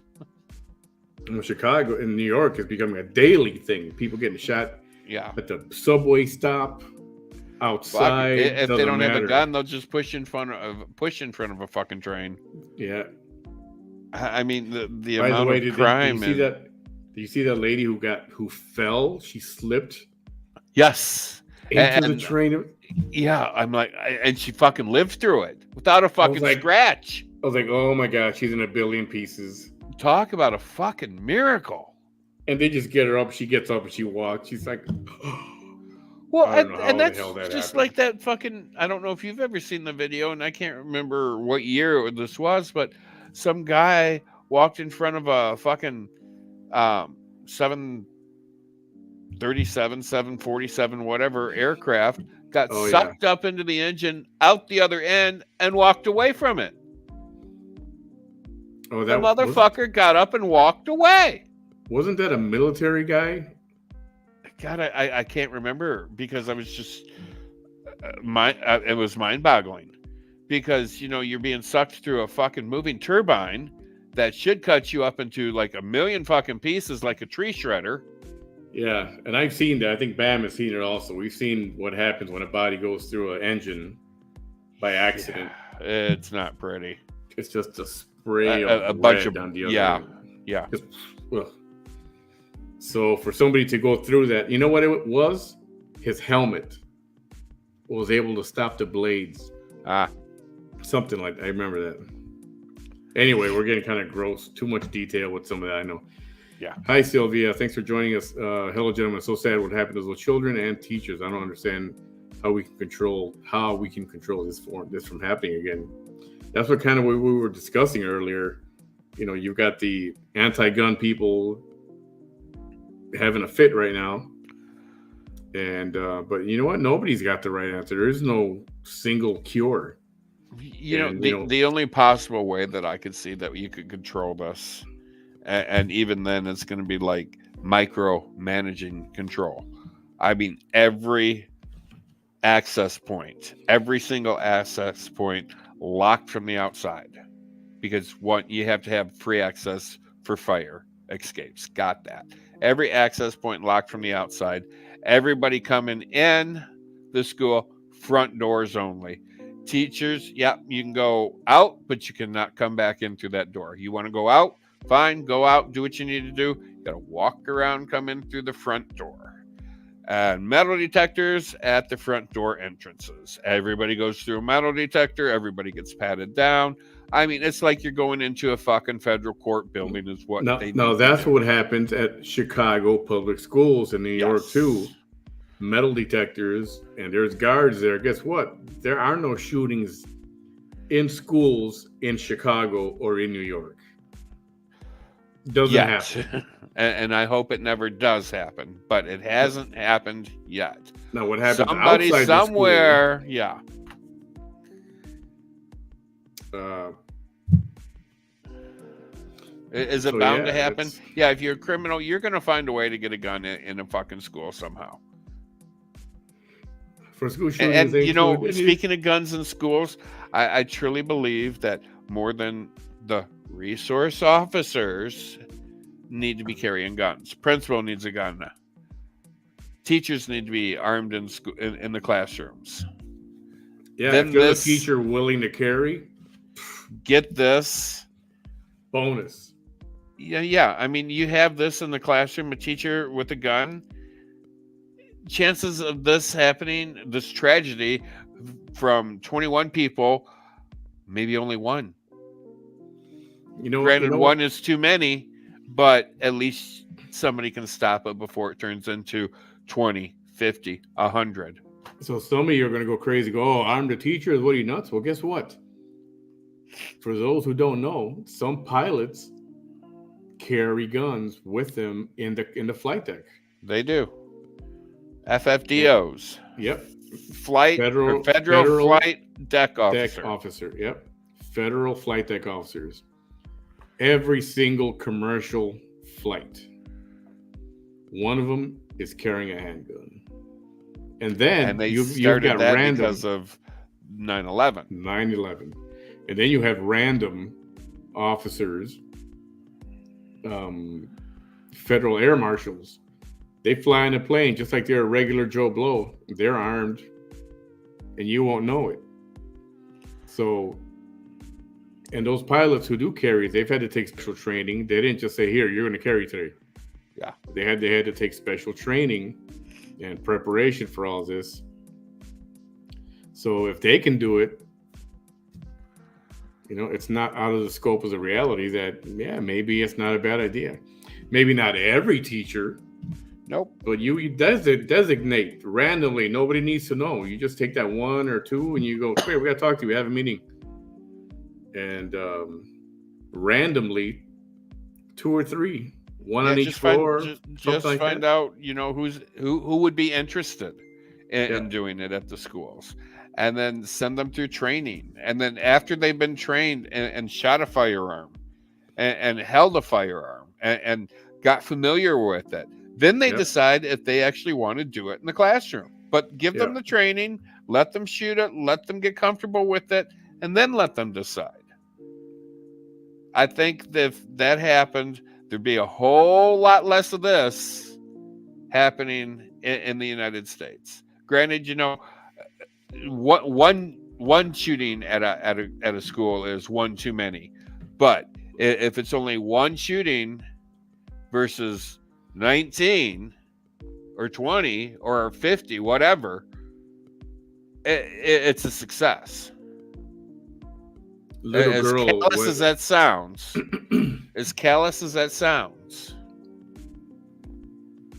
Little girl, where are you talking about? 1 to 4 killings almost every day. Where are you talking about? What city is that? Because I don't want to live there. More money towards better security. Teachers have enough on their plate. Okay, so that's the other part of this. That's true, right? At least in Texas, and I've heard everywhere else also, they are overwhelming teachers with so many things to do, especially since COVID.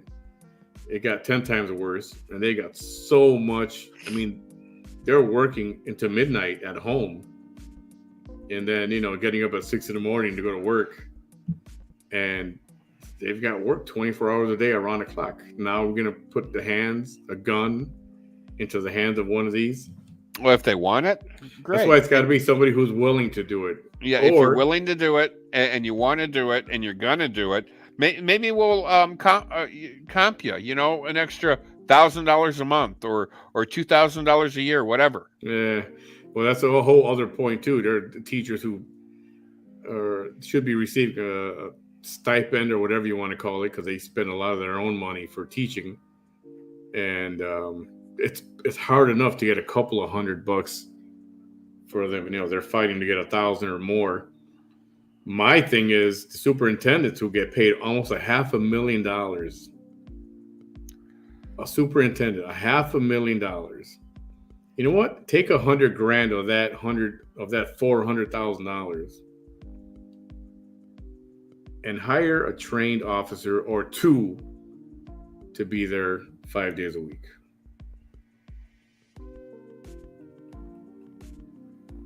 And I'll tell you what, people will feel better about sending their kids to school, because right now, people are not feeling good about going back to school come, August, September. Yeah. So there's more than one way to handle this situation, and something has to happen. And I know I'm not a fan of arming the teachers and not forcing them, for sure. Don't force a teacher to carry. But for somebody who's willing, please, thank you. Or you get armed security. The school district. Well, what are you going to do? Put armed security in every fucking classroom? I mean, obviously having armed security at the front door didn't do any good, because they had it there. Yeah, well, that's why you need two. You both can't be gone for lunch. I mean, that's comedy. But then you have both go for lunch. But then you have, in this last election, the defund the police movement. We have armed police in schools. Why? Oh, okay. Well, Shady Brook. I mean, that's where you motherfuckers put armed police there, and then you take them away, and then now what? Look what you got. Yep. I mean, at what point are you motherfuckers gonna look and go, oh, it's our fault because we defunded the police. We supported defund the police because we don't need police. We do not need all these killing of our community. We don't need the police killing our community. Well, no, you don't, but you need the police to protect your community. And you motherfuckers, he killed them. Okay, well, what did he do for that to happen? There's an action and a reaction. Obviously, he did something where he threatened the life of the officer to where he got shot. Just saying. Now the whole George Floyd thing, that didn't need to happen. The whole knee on the neck, to me, that motherfucker murdered him. That's got nothing to do with this either. Yeah, that was got nothing to do with that. Was murder, flat out fucking murder. Yeah, and that was murder, and I'm glad he got convicted. And that's his family got millions of dollars. And then 2 weeks ago, you see a cop chasing this kid, and he's down on the ground, and there's a gun to the back of the head, or get your hand off my gun, screamed 3 times, pulled the gun, and killed the kid. Okay, yeah. Well, obviously, maybe not in the back of the head. That was an execution, but, put it down on the shoulder. But, I mean, cops are trained to kill.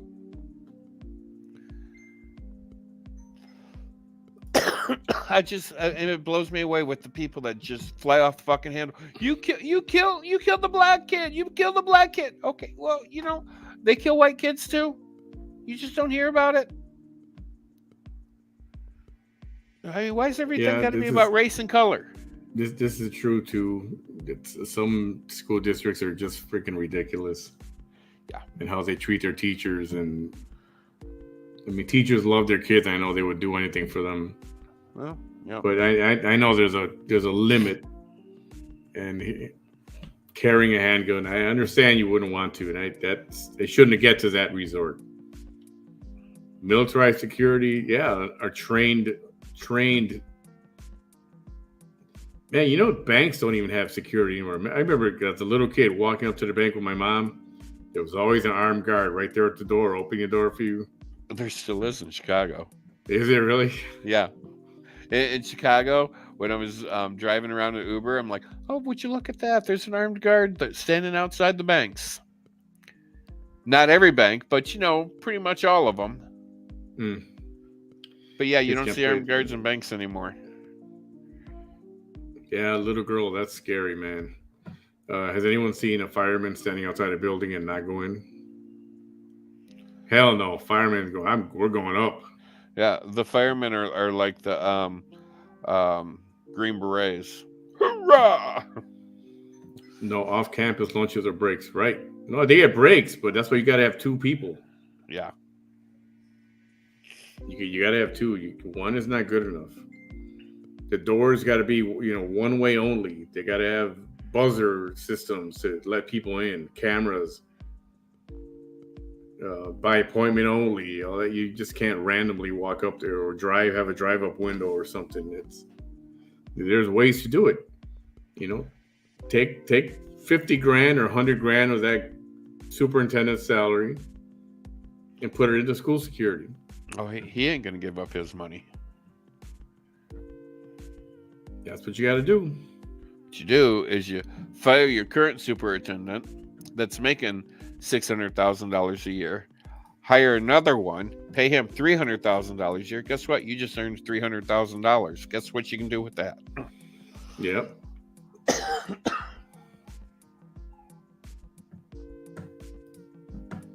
What the heck going on? FY Uvalde has a SWAT team, and read between the lines. All right, that's enough. Don't start that crap in here. Settle it outside. Parents are going to start training kids on how to open carry before too long. Yeah, and I imagine there's some kids who grow up in families where they hunt on a daily basis, and they help their dads clean their guns, or their moms clean their guns, and I bet they could handle a gun just fine. But I know that's not going to be allowed. Oh, sorry, do I do a 12 date? No, I cut it. I cut it about halfway. I'm gonna watch it.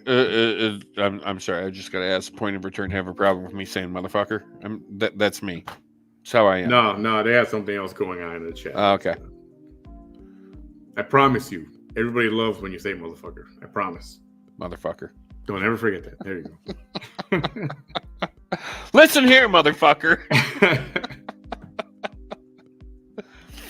All right, we're going to call it a night right now. I'm hoping to get a better idea of the timeline and something just to get a better idea of when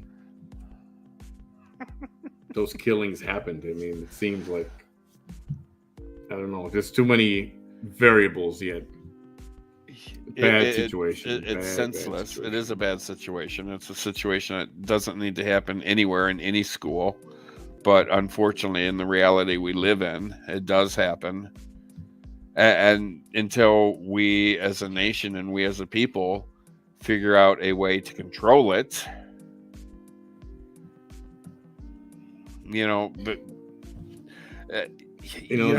I can't say we have to deal with it because we can't deal with it. There's no way to deal with it until we figure out how to deal with it. And the way to deal with it is not by banning firearms. Stop the sales. No. Not going to happen. Ever. And that's not the way to fix it. No. Just like fixing gas.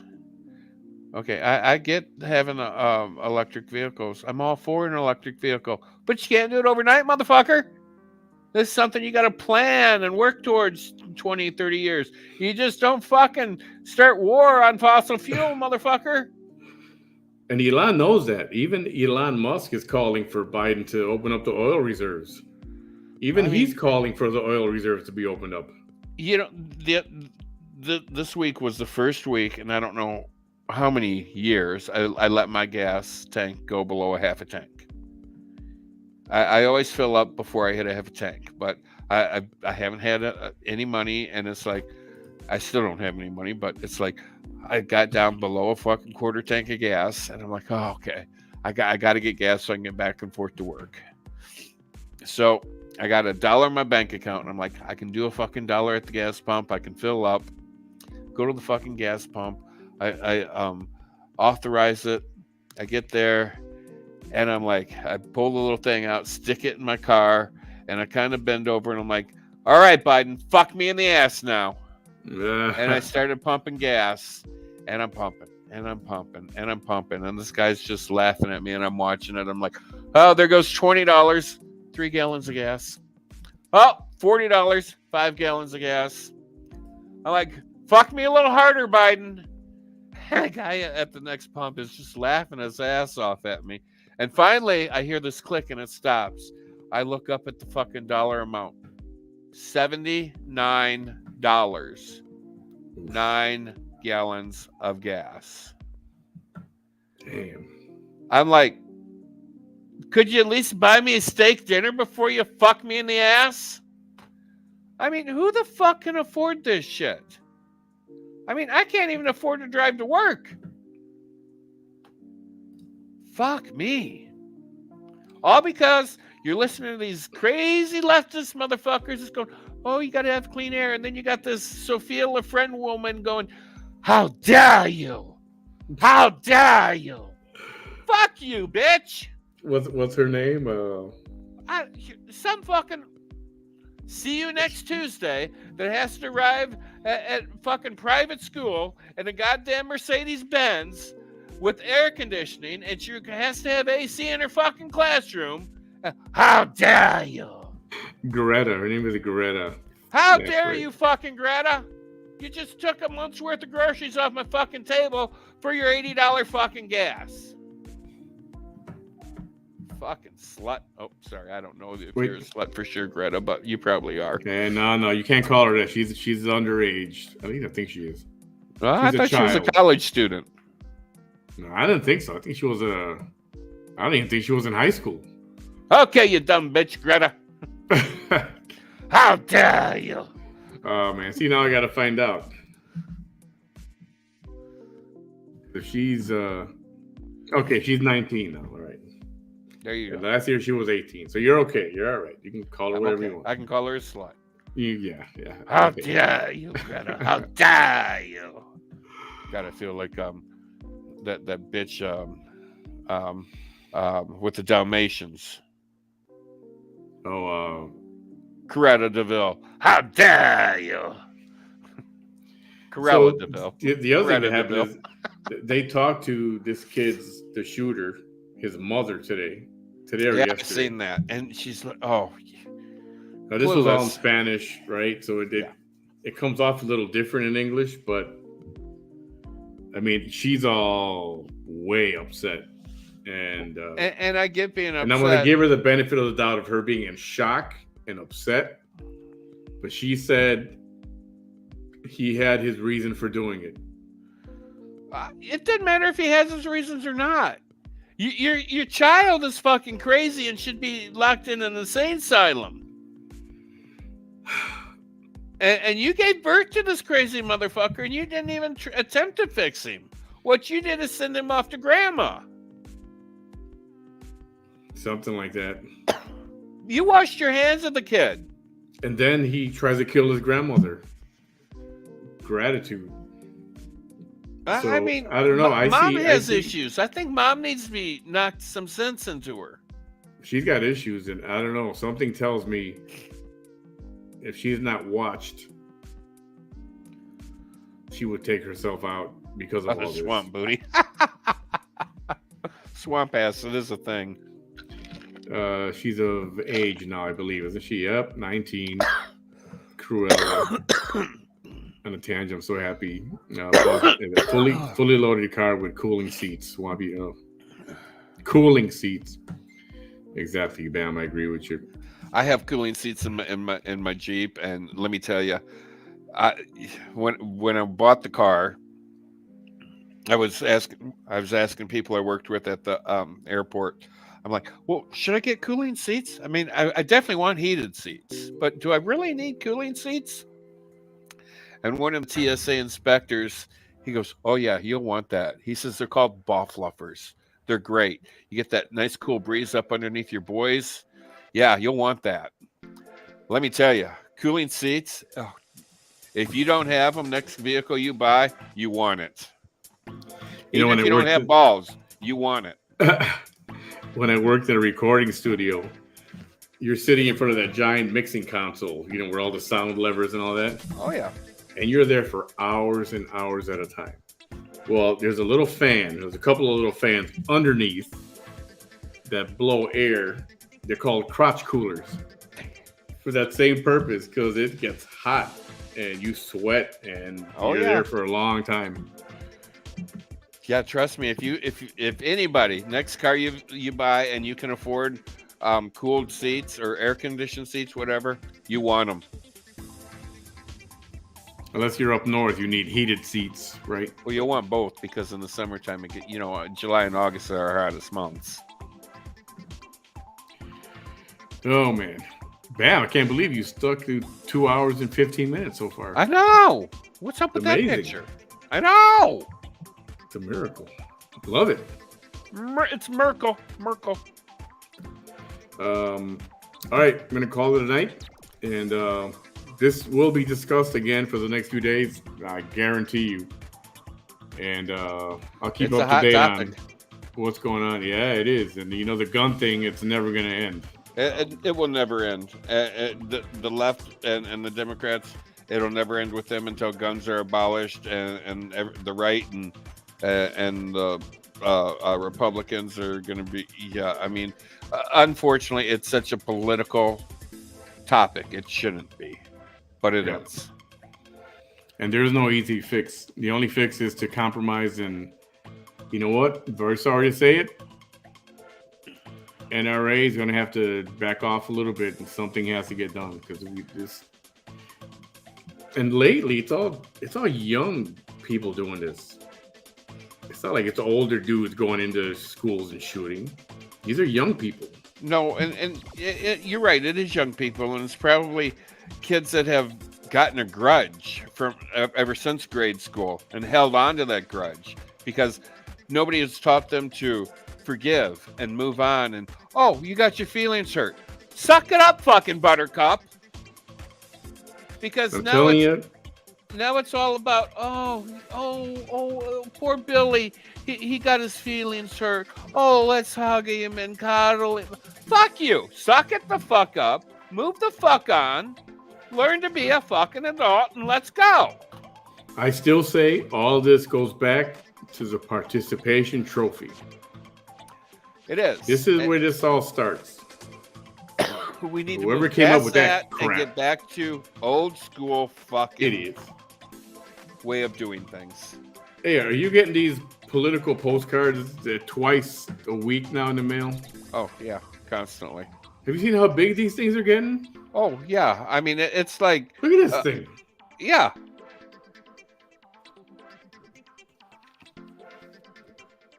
Yeah. This thing is a freaking poster. Yeah. And they're coming twice a week. Ridiculous. Yeah. Twice a week. And the bad part is, how do you unsubscribe? You can't. So they just mail it to every fucking address. You can't hit the button. I know, right?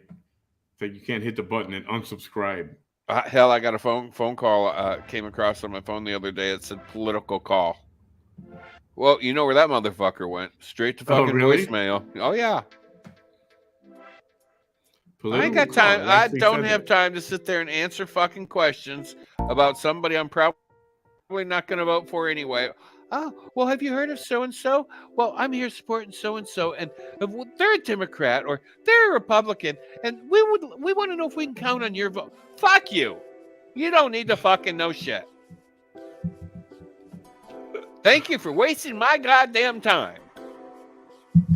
Hey, I'm still pissed off. I'm getting those phone calls about the factory warranty on the car from 10 years ago is about to expire. Oh my goodness.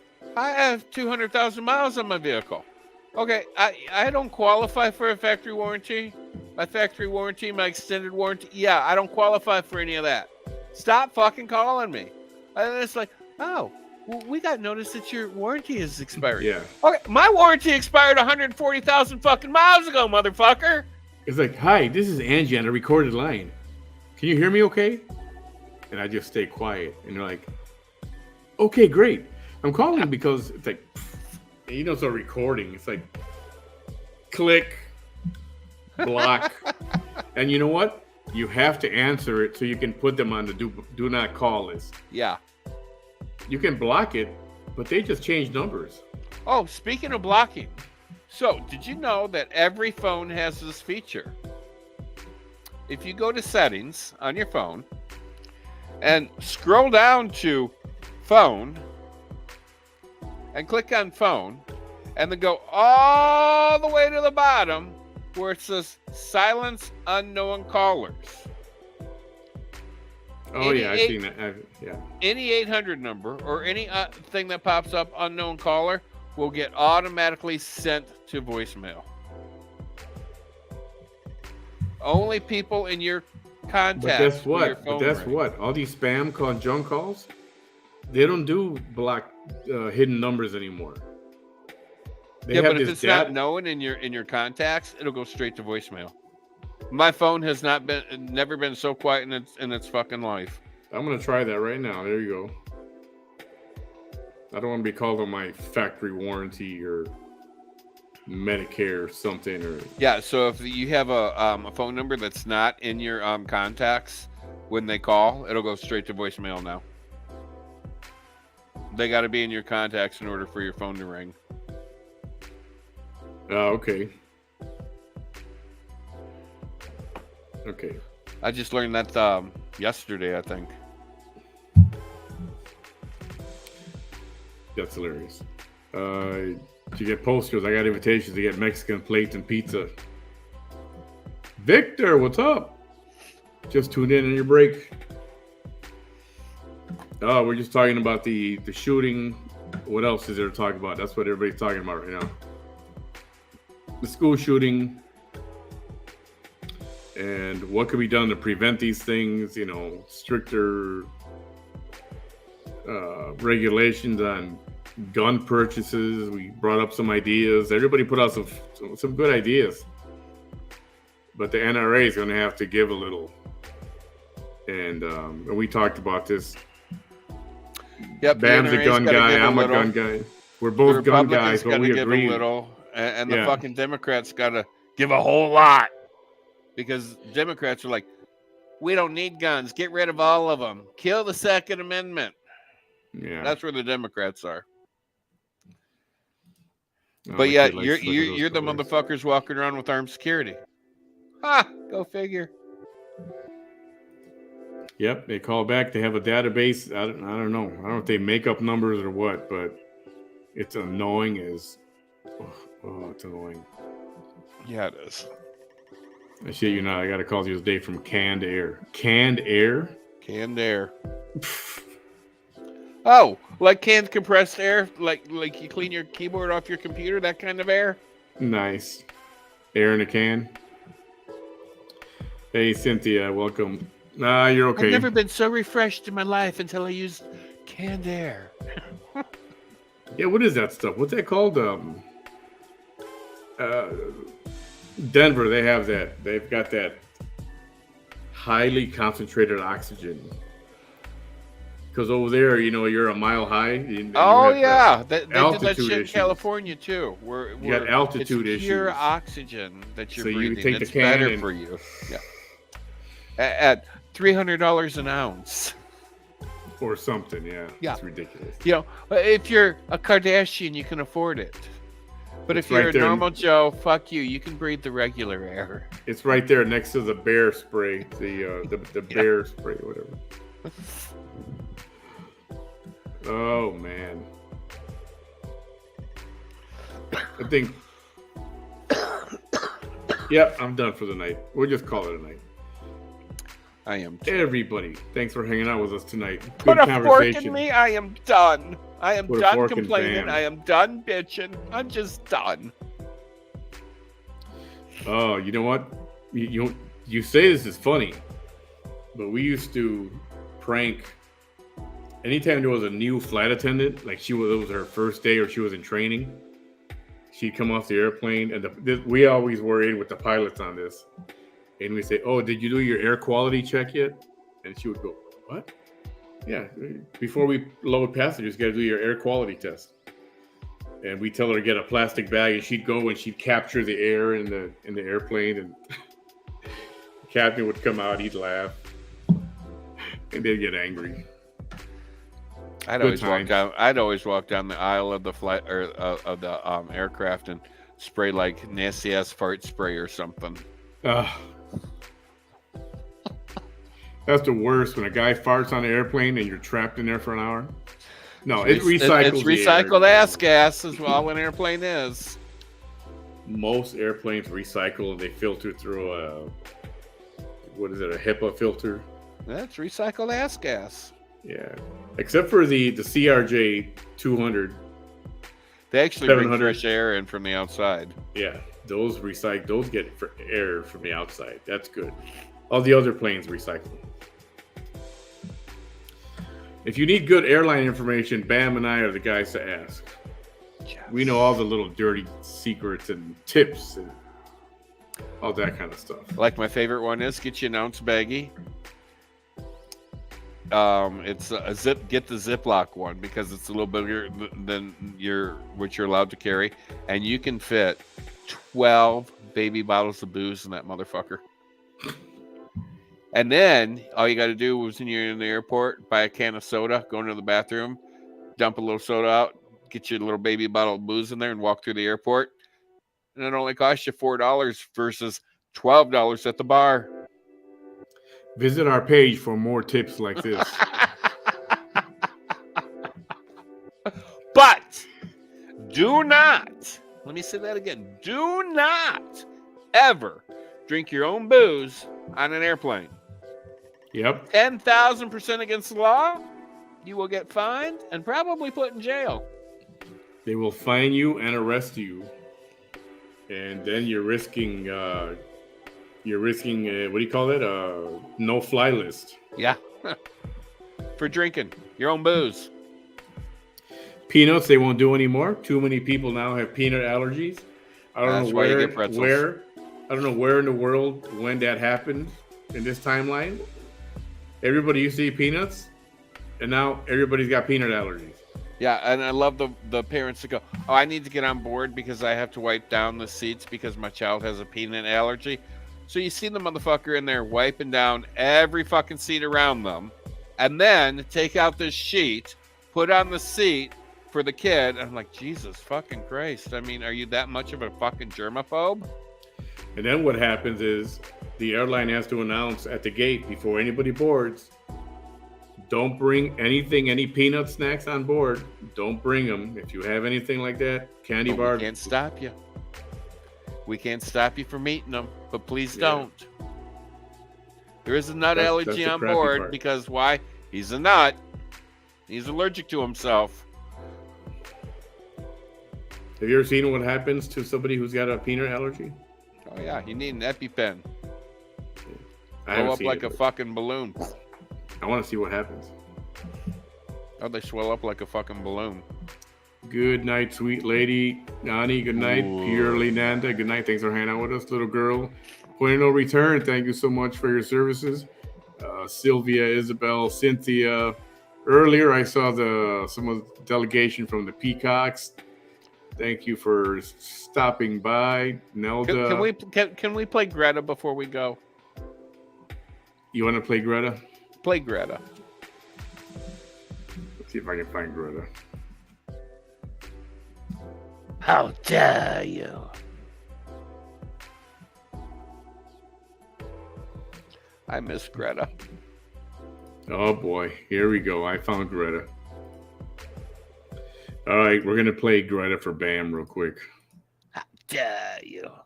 For those who don't know who Greta is, you're about to find out. Yeah. Where'd she go? Oh, here we go.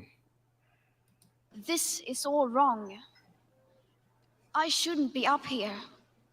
I should be back in school on the other side of the ocean. Yet you all come to us young people for hope. How dare you? You have stolen my dreams and my childhood with your empty words, and yet I'm one of the lucky ones. People are suffering. People are dying. Entire ecosystems are collapsing. We are in the beginning of a mass extinction, and all you can talk about is money and fairy tales of eternal economic growth. How dare you? Sounds like Amber Heard. Yeah. For more than 30 years, the science has been crystal clear. How dare you continue to look away and come here saying that you're doing enough when the politics and solutions needed are still nowhere in sight?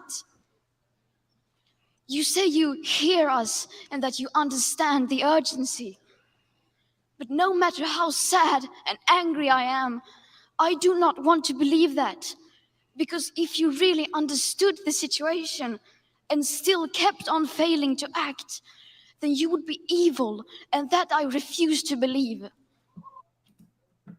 There you go. Oh, you didn't play the right one. What? There's another one? Yeah, there's one with a new. I can't take too much of her. There's one with a newscaster that shoves it right in her ass at the end. Oh, I've seen that where he goes, "You should be back in school, you little brat." Or Yeah, he calls that her. one, yeah. Yeah, she's. All right, here. How dare you? Talk to the people. Let me see if I can find that one. Oh yeah, Real I mean quick. that heifer. Holy shit! Talk about privileged. How dare you take my life and my future from me, bitch? I mean, wow, you eat at fucking McDonald's every goddamn day. You don't know how to cook. No, I can't find it. I don't see it anywhere here. Oh, I do remember seeing that though. yeah, he really shoved it in her ass at the end. Oh man! Fucking All right. Greta. Good night, Eunice. Thanks Good for hanging night, out with us. Nadia. Tacos, Hey, Ms. Pastor? I don't need a taco, thank you. I ate enough tonight. Oh, you always need tacos al pastor. She's better than Amber. She's better than Amber? Yeah, I would say so. Amber's so phony. But she Ugh. makes a good redhead in Aquaman. She makes a good Okay, princess. fine, but that's about it. She makes a good princess. Oh man, you're gonna eat tacos now? No tacos. 11:30? No taco. Taco bad. Remember, a moment on the lips, a lifetime on the hips. True story. Come back for more quotes from Bam too next week. Should put that on a t-shirt. Oh, you know All where right. I got that from Kathy Gifford, and she was a star in I don't know, her kids were like supermodels or some shit, and she had this boy by the name of Maximilian, and then her daughter wanted French fries or something, and she goes, "Just remember, a moment on the lips, a lifetime on the hips," and then she goes, "And with those hips, you need to lose some weight." Damn. Yeah, she was a ruthless bitch. Oh man. All right. Bam. Thanks Bye. for hanging out, brother. I hung out. Everyone, have a great night. Don't forget to give my page a like if you haven't done so already. Manny behind the mic. Jess. And tell Greta to YouTube, fuck Facebook. off. Tell Greta to go back to school. Yeah. And the privileged old blank. Get to one with Joe Manny. Oh, you're so kind, little girl. Okay, well, I've little never girl been associated with the word gentleman, but thank you. She's like, yeah, gentleman. Bam's like, yeah. Who? Moi? Are you talking about moi? All right. I'll be back tomorrow night at some point. I'll let you guys know. And I'm sure the news throughout the day. Interesting stuff. All right. Have a good night, everyone. Annie needs hips. She needs hips. There you go. Get some fries. Order some fries. What's Sherika? Her hips don't lie. Sherika. Shakira. Yeah, that one. Shakira. Sherika, whatever. Sherika. You know who I was talking about? Annie knew who I was talking about. You need to be in here with me, okay? This is where all the good stuff happens. That's where all the magic happens. Yes. Lots of magic going on up here in this wig. All right. Everyone have a great night. Have a good Saturday with your families. How And, dare you? We'll see you tomorrow night. Rest in peace, Ray Liotta. Didn't even get to bring that up too much. Bam, you heard about that? The actor Ray Liotta. Yes, poor guy. I watched. Mike Ditka had a heart attack. No. Yeah. Did he make it? Yeah, he made it. He's probably eating too much red meat from his restaurant. Holy crap. Mike, hope you're doing okay, buddy. Ray Liotta, I watched The Iceman yesterday. I'm going to watch Goodfellas again. Good movie. Goodfellas is a good movie.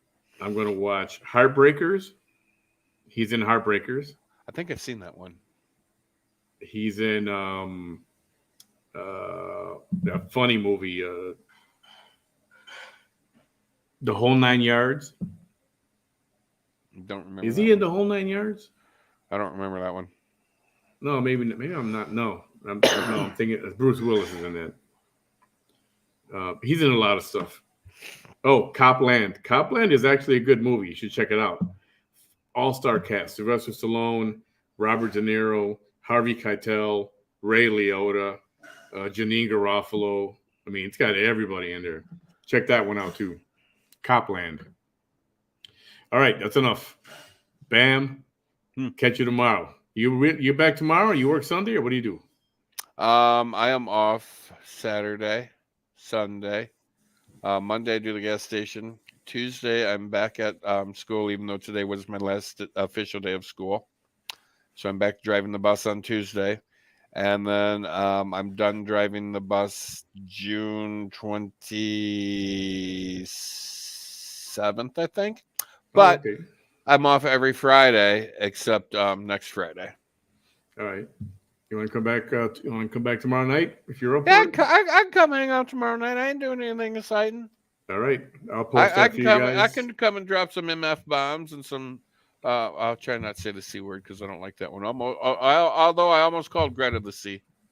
Yeah, no. Try to keep the C word for something very, very special. Yeah, not Amber. I like Amber. Greta's not worthy, and Amber is. Greta's really not worthy of the C. No. She hasn't earned it yet. No, Nancy, on the other hand, my best friend Nancy. Well, we already know how you feel about Nancy already, but yeah, Amber, I would say Amber kind of earned it. No, I think. No. Oh, I like Amber. I like Amber. No, even though I like Johnny better though. Next to the judge. No. See, you think she was snorting the coke out of it? I don't. Everybody else thinks she was. I mean, who in the right mind's gonna sit there and have a little vial of coke in their hanky and do a fucking line right next to the fucking judge? I mean, come the fuck on. Amber hater. Knowing you're on camera, right? Yeah. Amber hater. Yeah, not a fan. She's a piece of work. I just leave it at that. Well, she's a good actress. Bam, just go to sleep, all right? We'll talk about it. We'll talk about the Depp trial tomorrow. How's that? I'll probably have a glass of wine and then I'll try to go to bed. Yeah, I think we'll cover the Johnny Depp defamation trial now that the jury's got it. I'm so enthralled in it. I've been watching it every day. You should watch. I don't have time. I don't have time. I don't have any more gay nerves left to give them. The text message that Johnny Depp sent his doctor about Amber Heard. It's a big paragraph like this in text message. He rips her a new a-hole, bro. It's so good. It was such a good text message. Oh, yeah. He was probably trying to get some fucking pain pills to just deal with her, the fucking crackhead. Oh, no. He was trying to get rid of her. He's a crackhead. We'll get to that tomorrow. Your doctor? We'll play some of that tomorrow. All right, everybody. All right. Say goodnight, Bam. Good night, Bam. Have a good night, everyone. See you tomorrow.